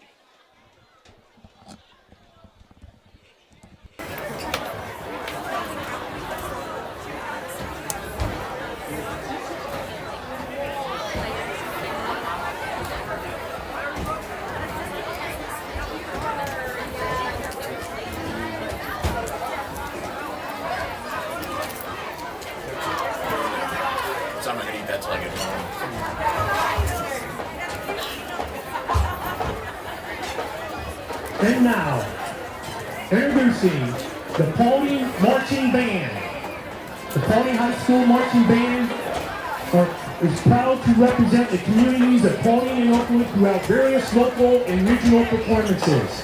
The band has previously performed in Orlando at the Universal Studio Parade, the Anthony Wayne Showcase of Bands, the Defiance Band Spectacular, Oakwood Labor Day Parade, and at the 56th Annual Rolling Bear Festival in Vermillion, Ohio this past September. The Marching Panthers are under the direction of Evan Foster with assistance from Sid Riddler and Field Commander Libby Daughter. This week's outstanding Marching Panthers are Trevor Durham, Jasmine Smith, and Ava Martinez. Our first selection of tonight's performance is a debut single by American singer Lady Gaga. Releasing in April of 2008, This song spent 5 months on the Billboard Hot 100 and reached the #1 spot in January of 2009. The Marching Panthers hope you enjoy Just Dance.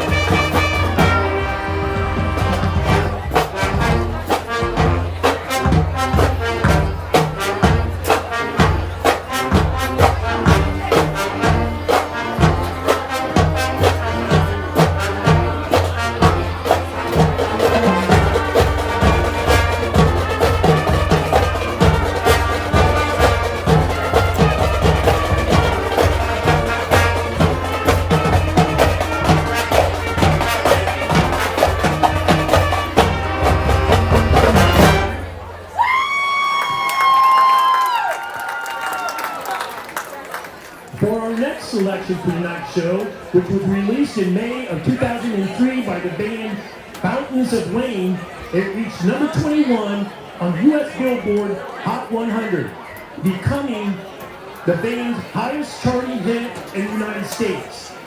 The Marching Panthers hope you can sing along to Stacy's Mom.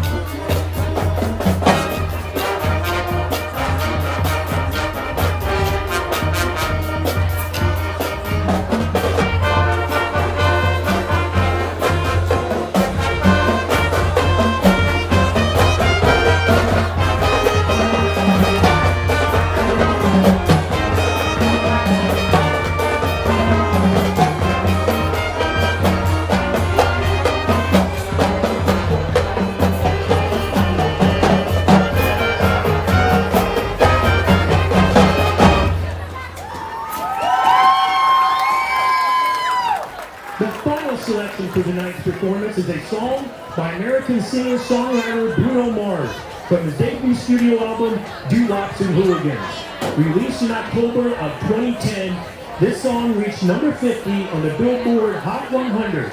The Marching Panthers hope you enjoy Runaway Baby.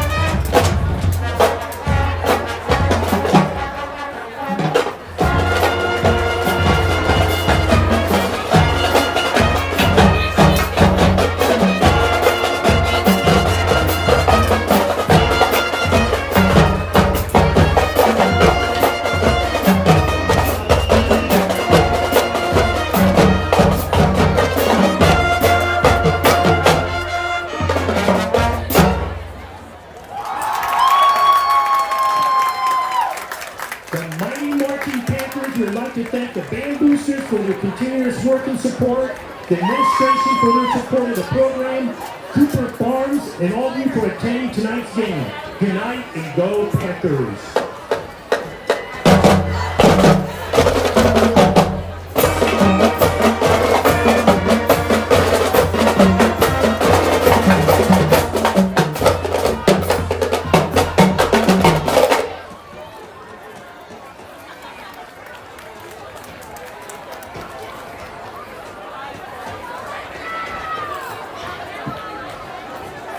Ladies and gentlemen, welcome to High Street, where reality rules and shadows come alive. On this very street, there are no sweet dreams, only the pulse of terror and the rhythm of the unknown. Prepare yourselves for a spine-chilling performance like no other, as tonight the Aces Pride Marching Band brings you a nightmare on High Street.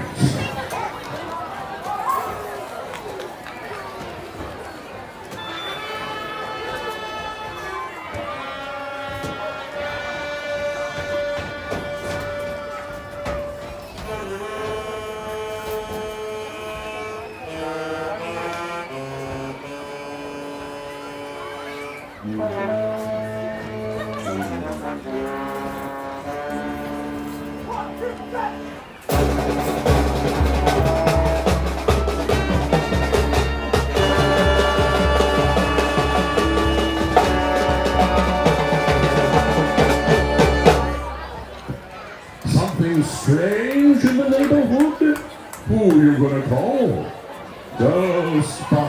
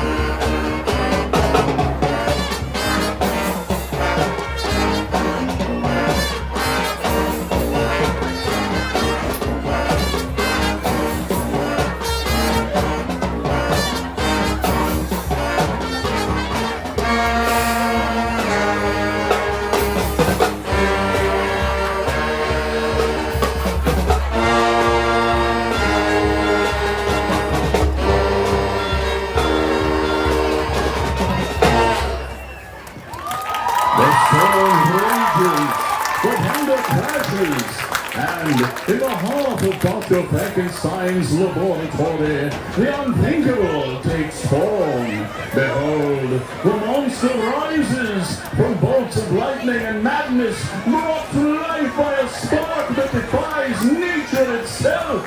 Prepare for the creature to walk amongst us. It's alive!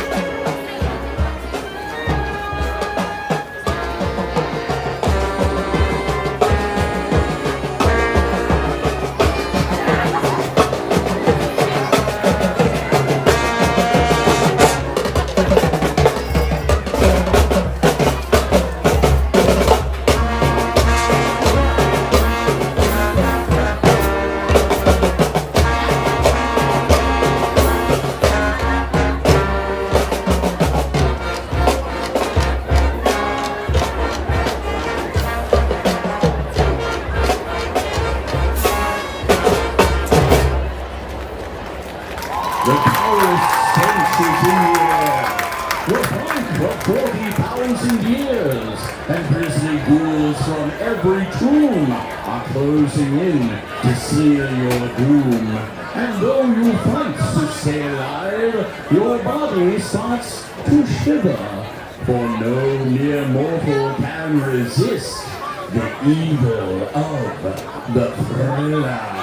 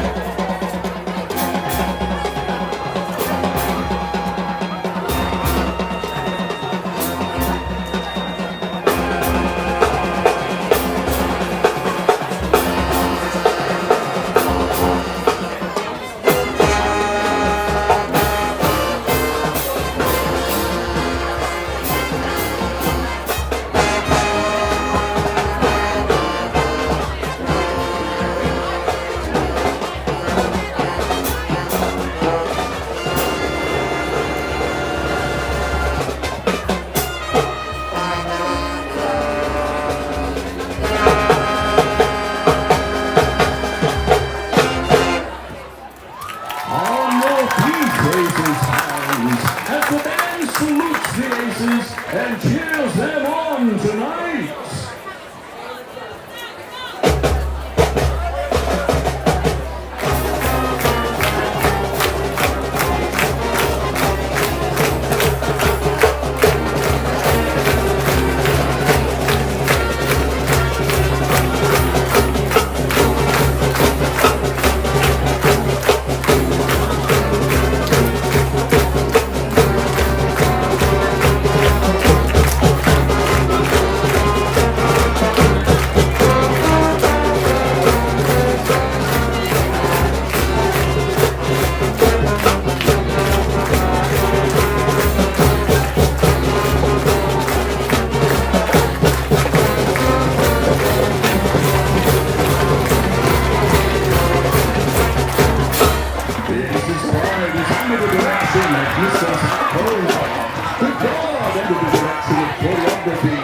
Miss Emily Kuhn.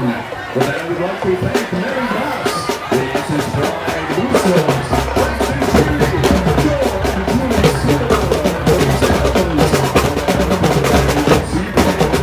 thank you all,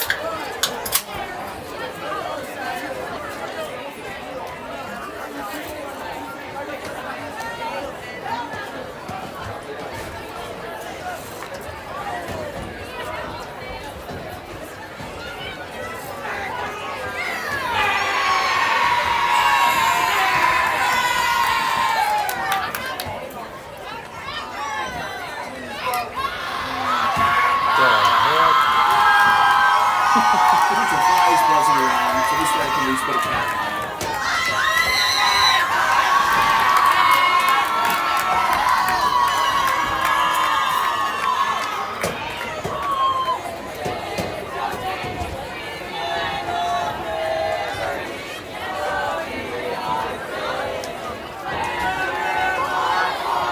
I hadn't heard from Siler for like 3 weeks.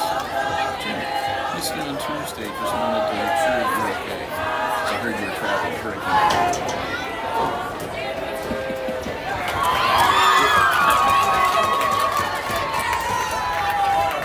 I'm glad they were okay.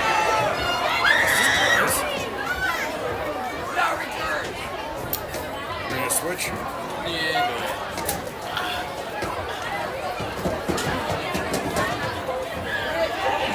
The Panthers leading the Aces 40-6, a 34-point lead, which means that on the plus side, the Aces will be getting the ball to start the second half. On the minus side, with a more than 30-point margin between the two teams, the Aces will be dealing with a running clock, at least to start this second half. Now, if they were to score 6 points, no, they would have to score twice. If they get a 7, if they were to score a touchdown and kick the extra point, that would make it 13-40, which would be that would be good enough. It'd be a 27-point lead at that point. So a score could put the clock back to normal operations.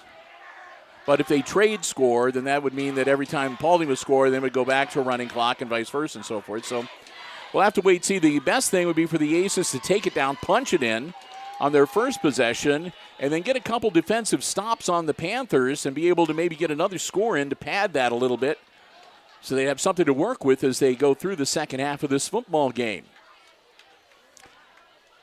Hicksville only has one GMC win so far this season, and they'd like to pick up a second one before all is said and done.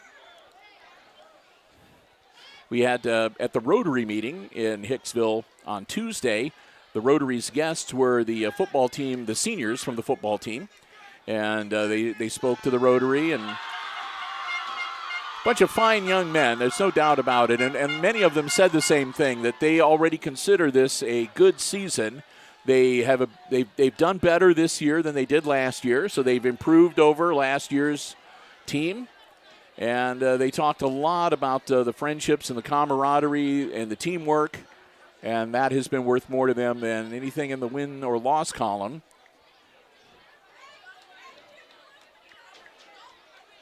But still, be nice to get another one in the win column.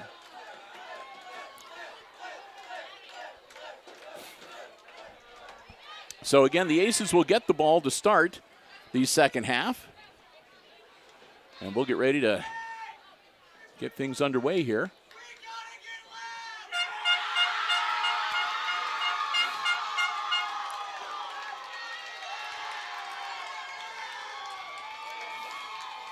And I have to admit, too, Brian, I do the announcing for the band at halftime.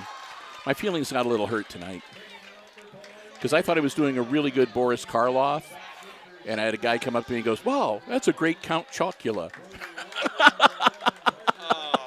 Oh, a dagger to the heart. Oh, well. There's the kick, and we're underway in the second half. Scooped up and dropped and picked right back up again. Still on his feet.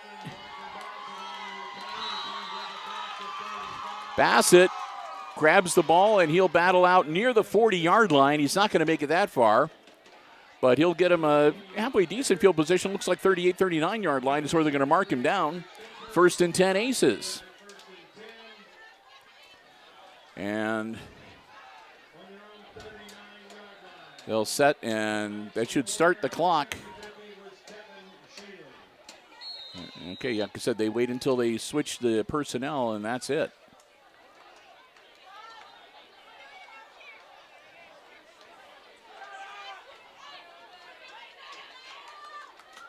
So Hicksville, Stuckey coming in, down to 5 on the play clock.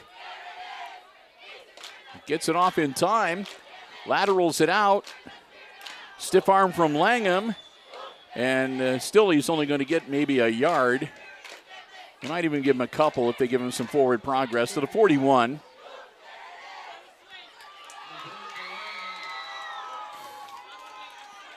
Second and 8 for Hicksville.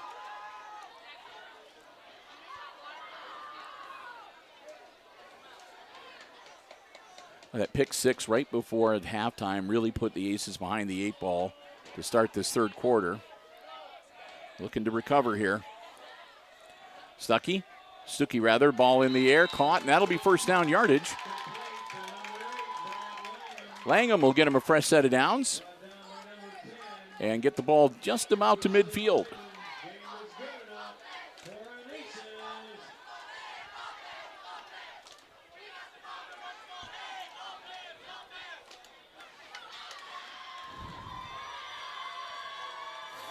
They're going to keep Stuckey in as QB.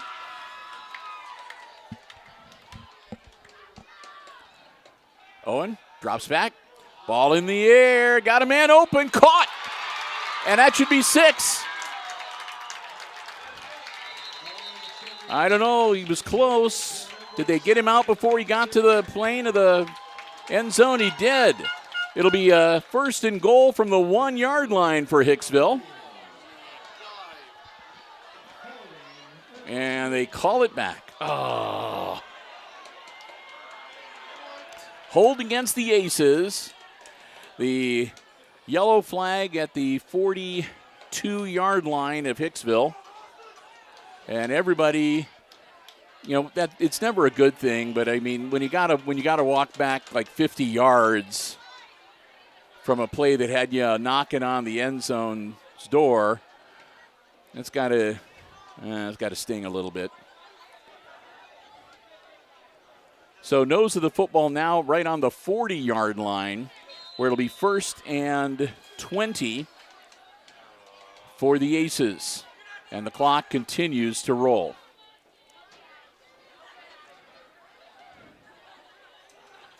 Stuckey's going to stay in at QB, at least for this series. Stuckey drops back, looking downfield, hangs on to it himself. Got some running room, and the football is loose, and I think Paulding's got it on the far side of the field. We'll see. There was a Hicksville player that came in near the end. Looked like Bassett might have got in there to get the ball. They're patting him on the helmet. So Bassett saves their bacon and gets that football back. They managed to pick up about 5 on the play. They were actually almost had 10, but then the ball popped loose. So where they spot the recovery, it'll make it second and about 15.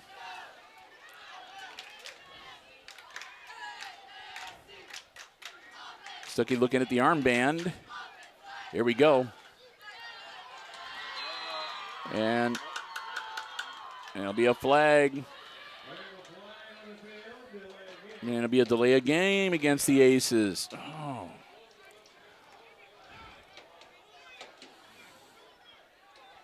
So back them up 5 more, and we're back to 20 yards to go to move the chains. Second and 20 now. So the ball moves back to that 40-yard line.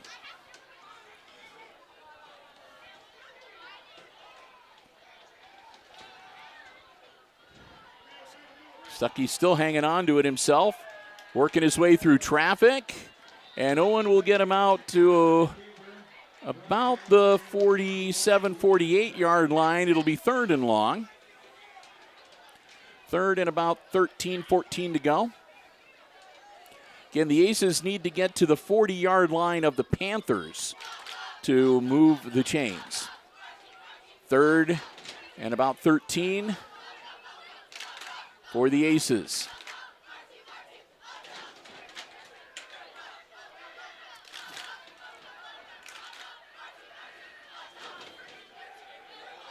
Stuckey. Ball's caught. That might be a first down. Bassett makes the grab, and they're going to say, yeah, move the chains. There was a good pass, and it was a quick one, too. Hard to see just what happened initially, but he rocketed it right into the arms of Bassett. And then Bassett got a little help from his friends and got that all-important first down. Ball at the 39-yard line of the Panthers.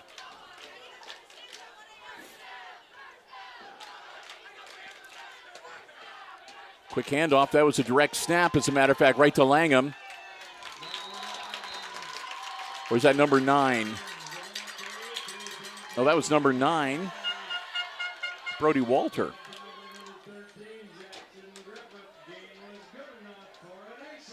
And that'll get him another first down. Stuckey's going to come back out again. Langham will creep in a little closer. Walter, the back beside Stuckey in the backfield. Again, looking downfield. Nice throw. Caught. And a touchdown. And I don't see any yellow laundry on the field this time. Touchdown Aces. And there's the way you start the third quarter. 40-12 now. We'll see if the Aces are going to kick or go for 2.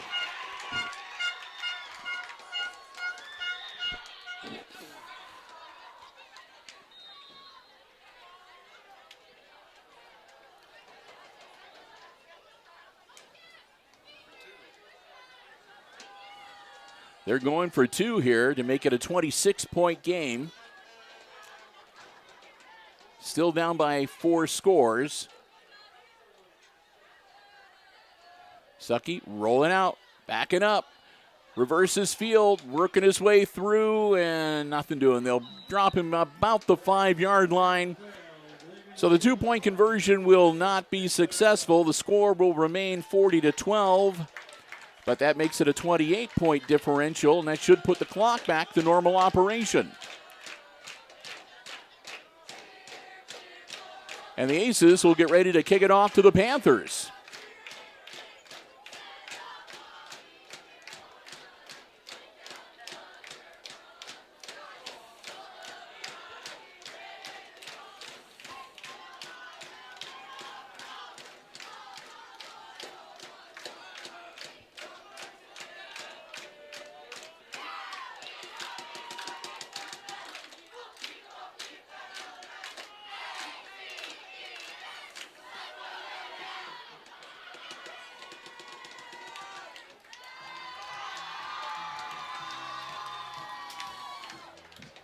All right.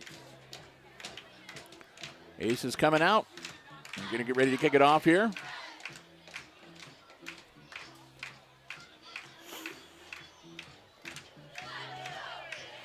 Cranking up some music here. So it's a good time to say we have no control over the music that's played over the loudspeakers. Our live streams are free. We do not profit from it in any way. And we appreciate the talent of the artists and the musicians who perform the songs that are used. But again, no control. We are not doing it, and we don't make any money off of it. So the Aces will tee it up for Owen Stuckey, and they'll get ready to kick it off to the Panthers. 5:12 to go in the third quarter. Saw how quickly they, 7 minutes, and this is going to be a little roll and squib, and the Panthers will fall on it right at midfield. Needed to go 10 yards or be touched by an opponent. And it went just about 10 yards, but unfortunately the opponent fell on top of it. And it'll be Paulding's football at midfield.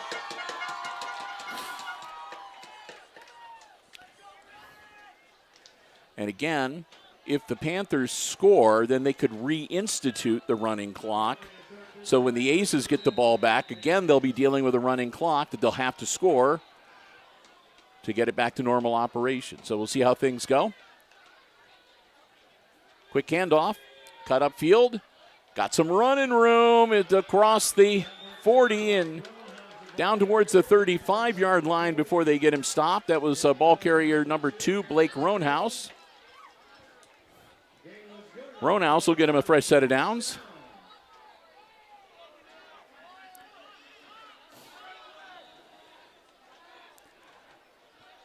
That time he'll get dropped almost immediately. He'll still pick up about 4 or 5. Bassett was the one with the tackle.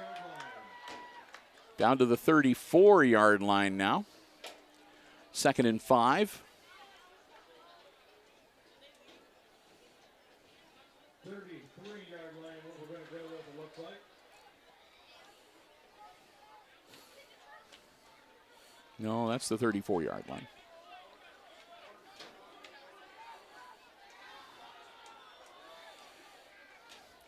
Quick handoff, number 23 carrying the ball. He'll be down near the 30. That's Cooper, and Cooper is going to get him within a couple yards.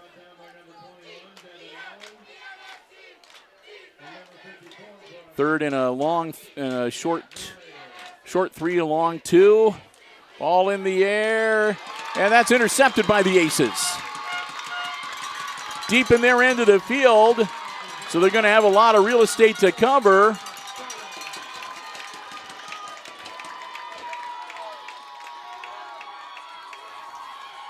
But another turnover, another interception for Hicksville.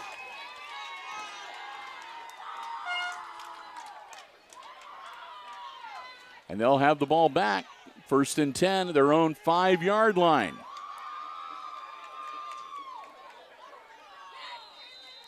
Actually, looks like it's inside the 5-yard line. I'm going to say that's at about the 4.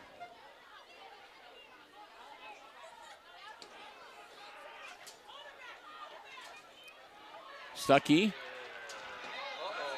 And the ball's loose, and we'll see.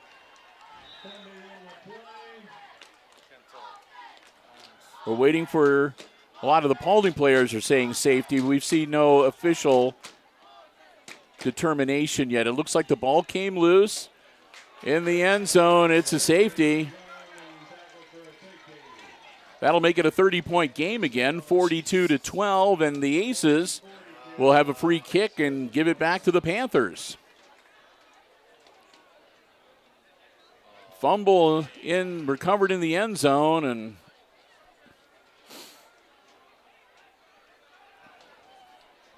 which at least it's better than if they fumbled it just outside and it was picked up and then taken into the end zone, because that would have been a touchdown.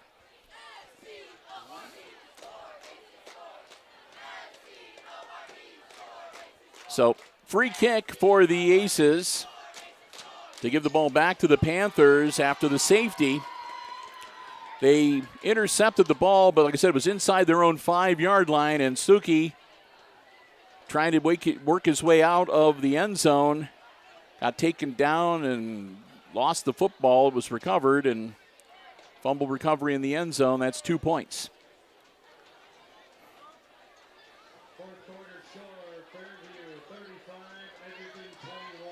35-21. Your Apaches battled back in the third quarter.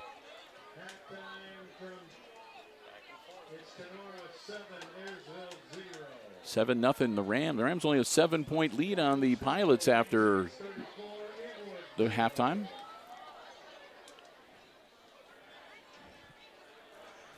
So the officials going over with the Aces their options for the free kick. Because you don't do it very often.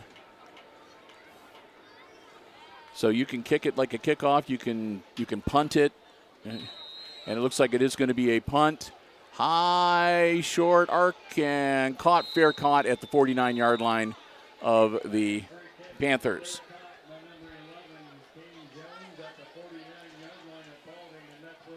That was Kane Jones who made the catch for the Panthers. And they will take over.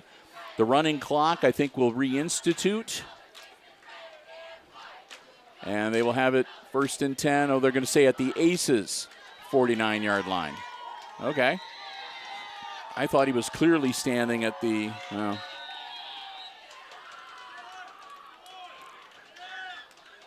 Man in motion. Hand off to him. That's number 11. That's Jones again. And Kane Jones will get inside the 45. He'll take it down to about the 44-yard line, where it'll be second down.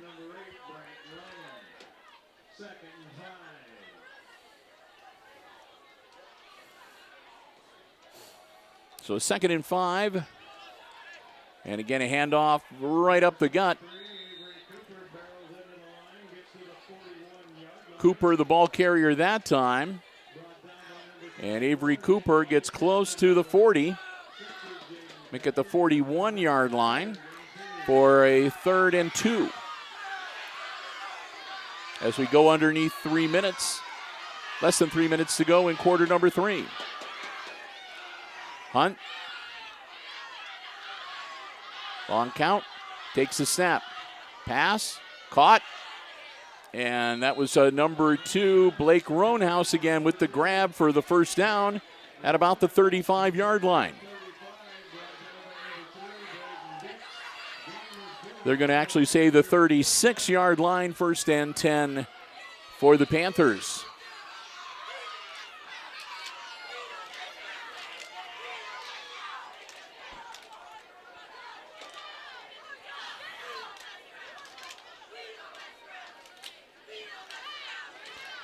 Another handoff, still with the ball. Jumps over one defender. I don't know if he's down or not. Again, that was Cooper. He jumped over one defender, and it looked like they might have had him down, but he got up and went a little further. There's an injured ace on the field at about the 35-yard line. And that's one of the few things that will stop the running clock is an injury timeout. Try to see if we can spot who it is on the turf.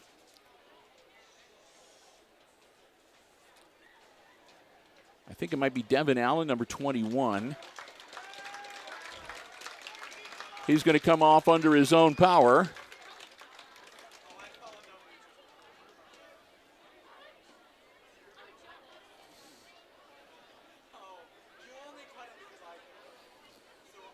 So again, it'll be a 2nd and a long 1, or you want to call it 2nd and 2.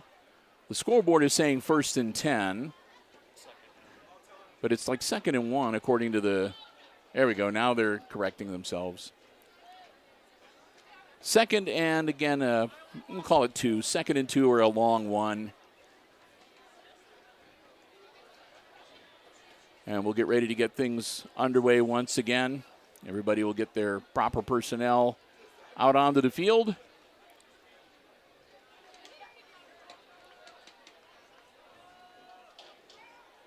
And they'll start up the clock. Hunt working out of the shotgun. Hunt hang on to it himself. He's going to power forward. I think he might be a little short. He might have lost a yard. Avalos is the one who brought him down, brought him up short, and it'll make up 3rd and 3.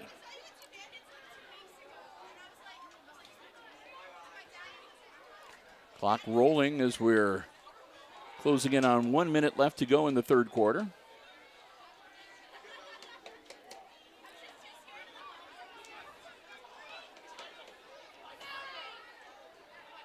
Quick hitter, caught, and room to run. He'll get a few more. They'll finally bring him down.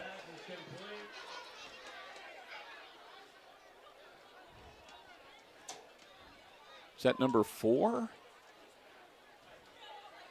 Got to see who made the grab, and there's a flag on the play, so it might be academic.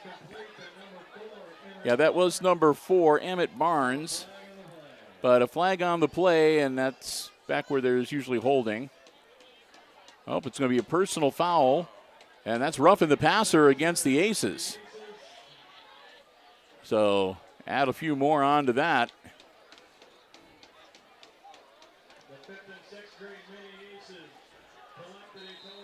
That'll make it a 1st and goal from the 9-yard line.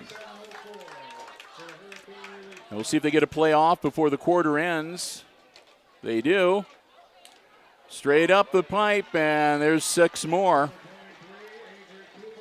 Cooper punches it in again, and that'll be the end of the third quarter. They'll do the conversion attempt. It's 48-12. And so conversion attempt pending, and then we'll have a quarter break.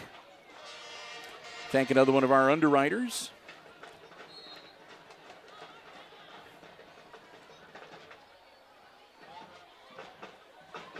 And again, showing they're going to go for 2.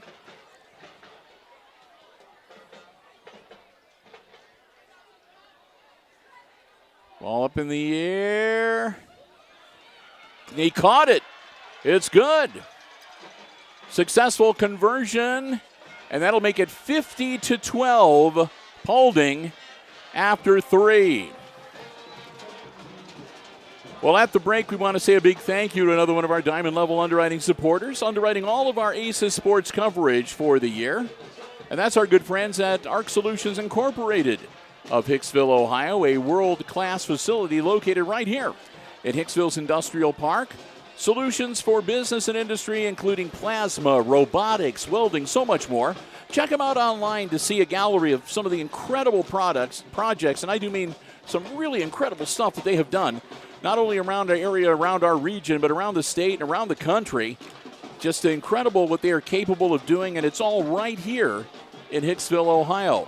We want to thank them so very much for their continued support of our ACES Sports broadcasts this year.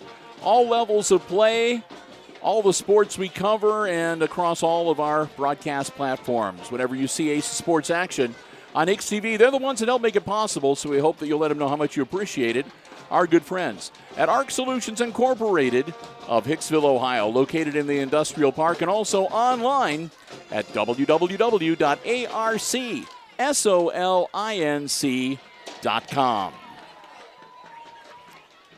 Well, with the score at the very end of the third quarter, we'll start quarter number 4 with the Panthers kicking the football off to the Aces, who are reeling at this point. 50-12 the score.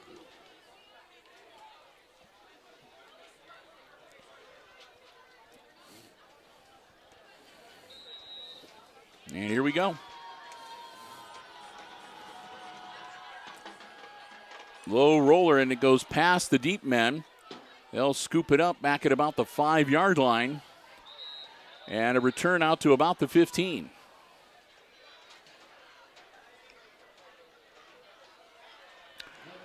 You got to hand it, Brian, to this Paulding team. I mean, this is a good football team. They have improved a lot since we saw them last year, and just have really put together quite a package. I can see why they have been placed at or near the top of many of the polls that for the GMC, especially when they were talking before the season actually got started. You can understand why. So here we go, running clock for the fourth quarter, and the Aces with the football to get things started. They're going to keep Owen Stuckey back in at quarterback, I believe. Ball up and nearly intercepted. Oh, they tried to get it to Parker Bassett right between two Paulding defenders. Both Jordan Manns and Kane Jones were right there. But another injury on the play. I said I was wondering whether it was a penalty or a timeout or an injury, but we got another ace down on the field. So they'll have a timeout for the injury. I don't know if they're going to make that a charge timeout for the Aces or not. And that was Stuckey, so he'll have to come out for at least one play.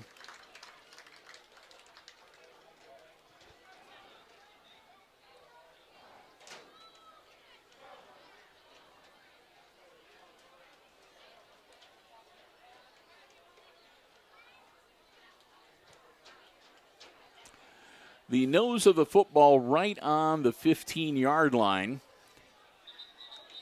as they'll blow the whistle, and the Aces need to get back out onto the field. I mean, they didn't call timeout, so they don't get to really take one. So as soon as Stuckey got off the field, they're blowing the whistle. Let's go. And here comes Turnbull back out onto the field.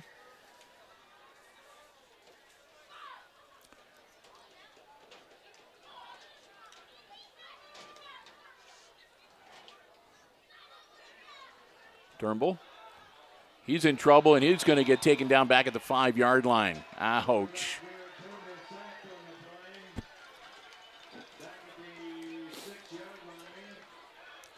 They're going to say he touched his knee at the 6.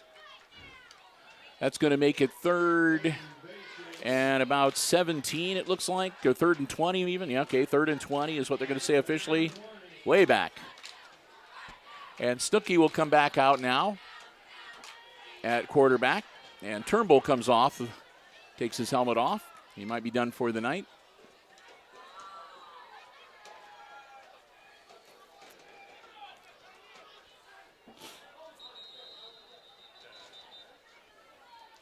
And another whistle. They're going to say an encroachment on the Panthers. That'll back them up 5. So the Aces will pick up 5 the easy way on the offsides call. They make it 3rd and 15.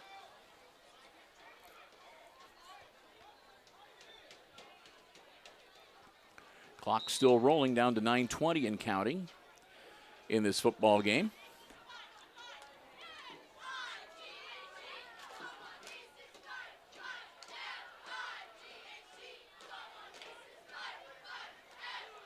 Stuckey gets the call. Takes the snap. Owen in trouble. Got him again.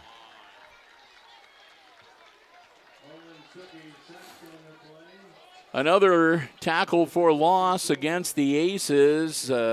Stuckey sacked again. And that means it's going to be another punt from the end zone for the Aces here tonight. Langham's going to be standing right about his back line. And if it's a bad snap, all sorts of bad things can happen here. So the Aces got to be careful. Good clean snap to Langham and let him get his foot into it. He does. Caught at the 30 to the 25. Still on his feet at the 15. Flags go flying. I think about 3 flags flew at the end of that play as he was spinning around down around the 15-yard line. Ronhouse had the return. Langham was right in the midst of it and multiple flags, so we'll see what's what. Yeah, looks like we might have another Hicksville player down.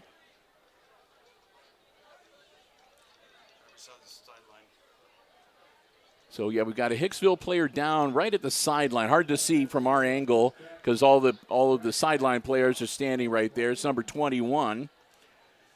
And that would be Devin Allen. That's the second time that he's been down tonight. He walked off the field under his own power a little earlier when he was down on the turf. And a consultation going on with the officials regarding the flags on the play. They're indicating it's going to be against Paulding.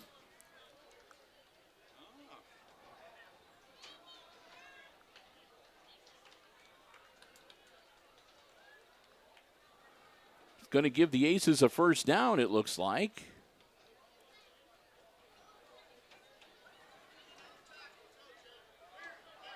Clock stopped with the injured player with 8:08 to go. Now, and players are still talking. People are still milling around. And is it Paulding's ball now? Because they've got it set up so it's a 1st and 10 for the Panthers. Okay. So the penalty was against Paulding, and it backed him up. But it's still first down, I guess.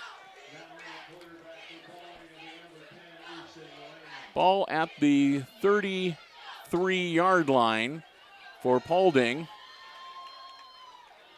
Handoff to number 10, and he's going to get taken down. Forward progress, he might have got a yard or two. We'll see.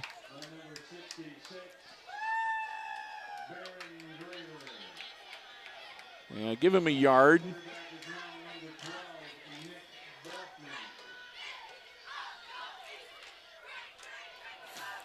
So it'll be second and about 9.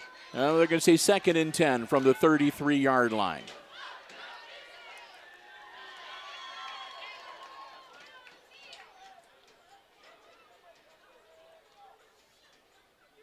New quarterback in for Paulding, by the way, number 12, as they're going to have some of their younger kids come in to finish up the game. Number 12, by the way, is Nick Boffman. He's just a freshman. But with the play, that gets the clock rolling again for the Panthers. Just wanting to wrap this one up, nobody get hurt, and head back to Paulding. Aces would like to get the football back. Going to crack and maybe getting some more points on the board, but they've already had a few players go down, so they need to be careful, too, that they don't get anybody hurt too badly. Boffman rolling out. Boffman cuts upfield, drops the football, and the Aces should have it. They throw the little orange markers, which means change of possession, so the Aces should have the football back at about their own 32, 33-yard line. So the Aces have done a good job tonight with turnovers. I mean, they've recovered fumbles and they've intercepted passes. The problem is that they just, for the most part, have not really been able to do anything with those turnovers once they've got them taken care of, once they've accomplished them.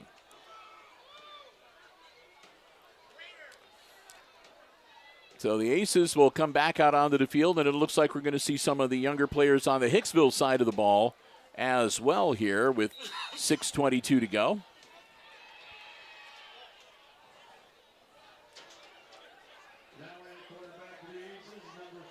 So Paxton Yoder, number 5, the 6'2" freshman, is going to get a few snaps here. And that was actually a direct snap to number 9. So the direct snap went to Brody Walter, and Walter gets it out near midfield. Good play, a good misdirection with the direct snap, and a good run from Walter.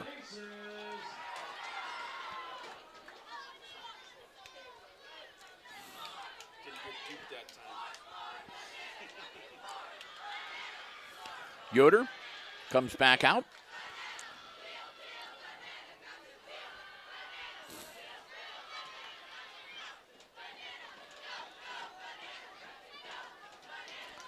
Puts a man in motion.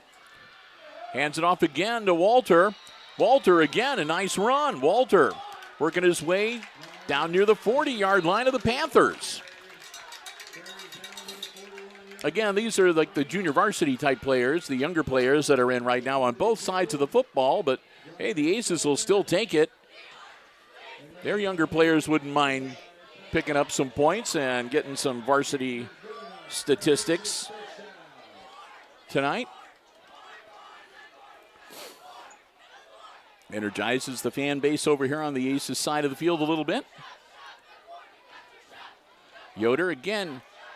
This time the handoff goes to number 26, Colin Level.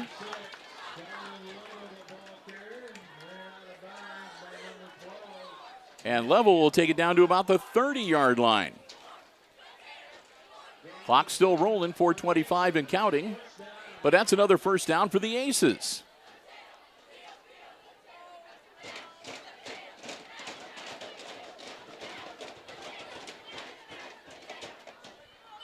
Aces back up to the line again. Yoder puts a man in motion.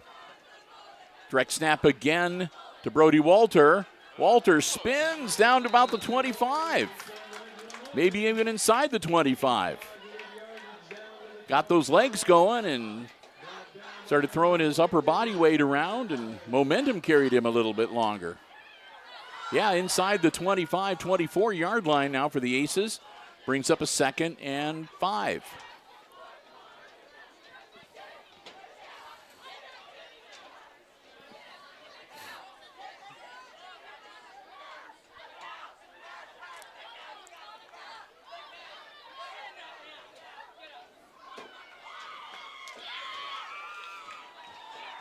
That'll be a handoff.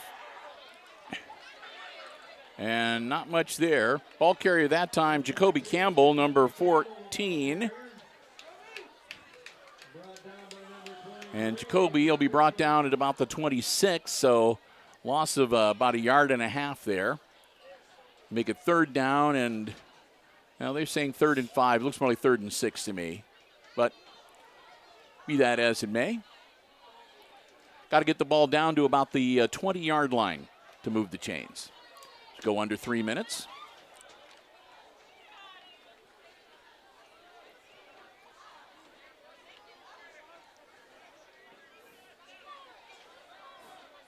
Yoder.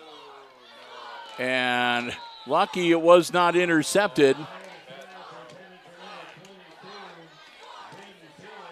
Taylor, the intended receiver. And right there was number 4, Emmett Barnes, for the Panthers, who had it in his hands but couldn't grab onto it before it hit the turf. So Ace is lucky there. 4th down. Ace is going for it this deep in Panthers territory. Paxton Yoder gets the snap. Handoff, number 26. Level. Into the end zone, touchdown, Aces.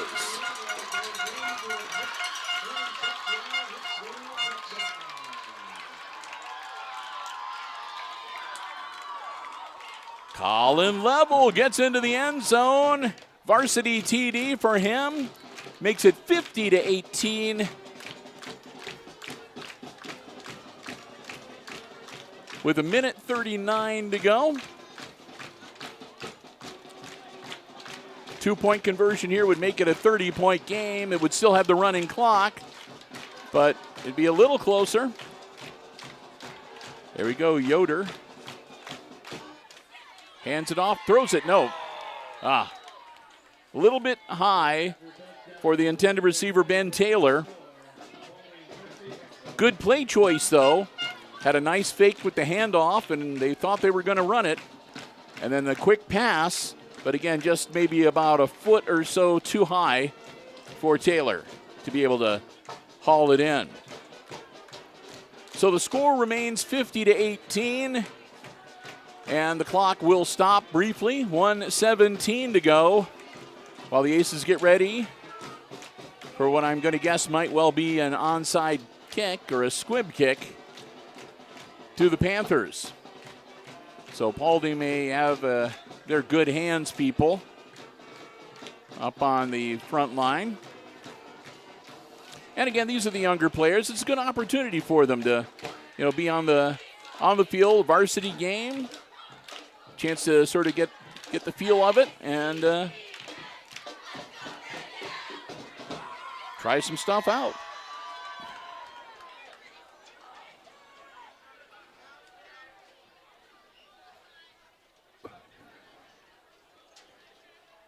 Level is teeing up the ball for the kick.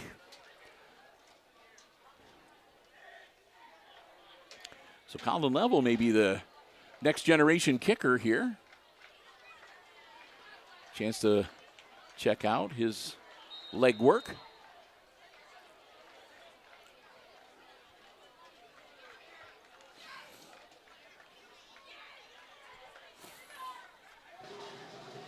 Here we go.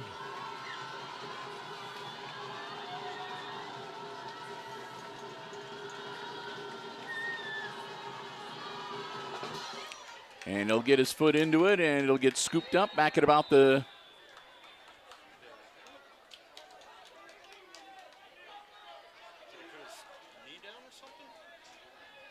well, we'll see if he touched his knee when he caught it and was unable to return the football.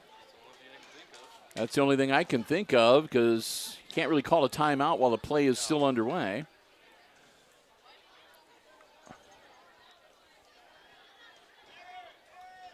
So they've got the football right at the 20-yard line. 52 seconds to go. Everybody has all their timeouts, but really you could just take a couple knees here and you'd be done.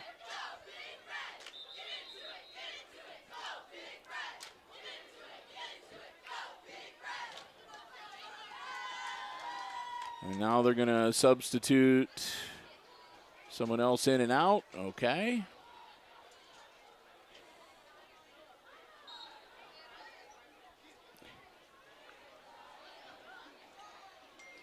And they brought in number 7 again as a quarterback, Hunt, to take a knee.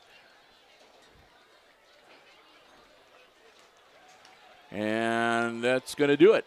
They started the clock, and Hunt watched until he didn't need to wait any further. He took the knee, and that'll do it.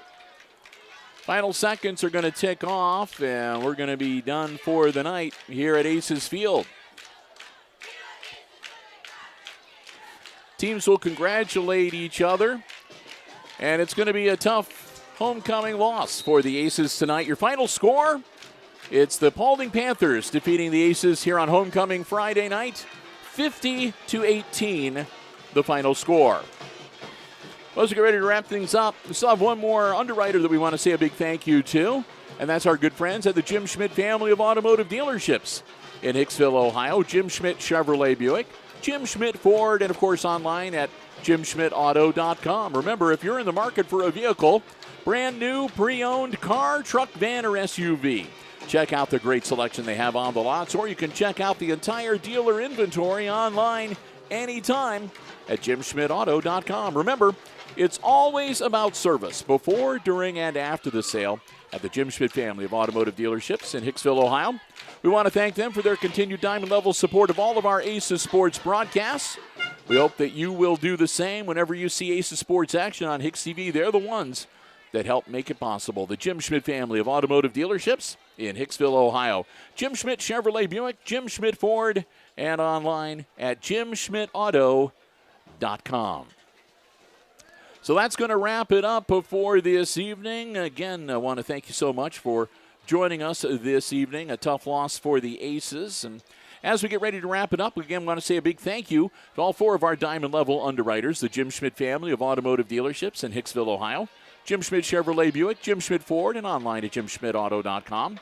Thanks also to APT Manufacturing Solutions of Hicksville, Ohio, located in the industrial park and online at aptmfg.com/careers.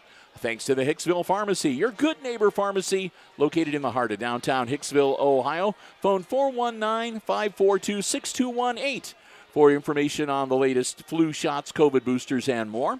And, of course, ARC Solutions Incorporated of Hicksville, Ohio, a world-class facility located right here in Hicksville's Industrial Park, and online at www.arcsolinc.com. We also want to say a big thank you again to Mr. Haught and Overmeyer, the co-ADs, the athletic department here at Hicksville High School, again, for the great space and making us feel very welcome, taking care of us, and making sure we have everything we need for each and every broadcast we do here at Aces Field. Thanks to the boosters as well for the sausage sandwiches they brought up after having. We appreciate that an awful lot. And most thanks to all of you for joining us. Again, hope you enjoyed the coverage tonight here from Aces Field. So with that, going to wrap things up. Our next sports broadcast, let's see, if all things work out well, and hopefully we'll have personnel, we're hoping to be able to get in maybe a junior varsity football game on Monday around 5 p.m. with the Aces hosting the JV Paulding Panthers here at Aces Field. So we'll hope that, keep our fingers crossed that will work out for sure. We're going to be at Tenora on Wednesday for girls sectional volleyball action as Lady Aces get started on the tournament trail, taking on the Lady Locomotives of Montpelier. And 1 week from today, we'll be at Edgerton, Ohio for week number 9 football action as the Bulldogs will host the Hicksville Aces at Edgerton. So with that, we're going to call it a night here tonight. We want to thank you once again for joining us. One last time, final score this evening, it's the Panthers beating the Aces 50-18, the final score. And for Brian Williams, operating the iPad Pro camera, I'm Bill Murphy with Hicksville Community Television, wishing all of you a very good night and good sports.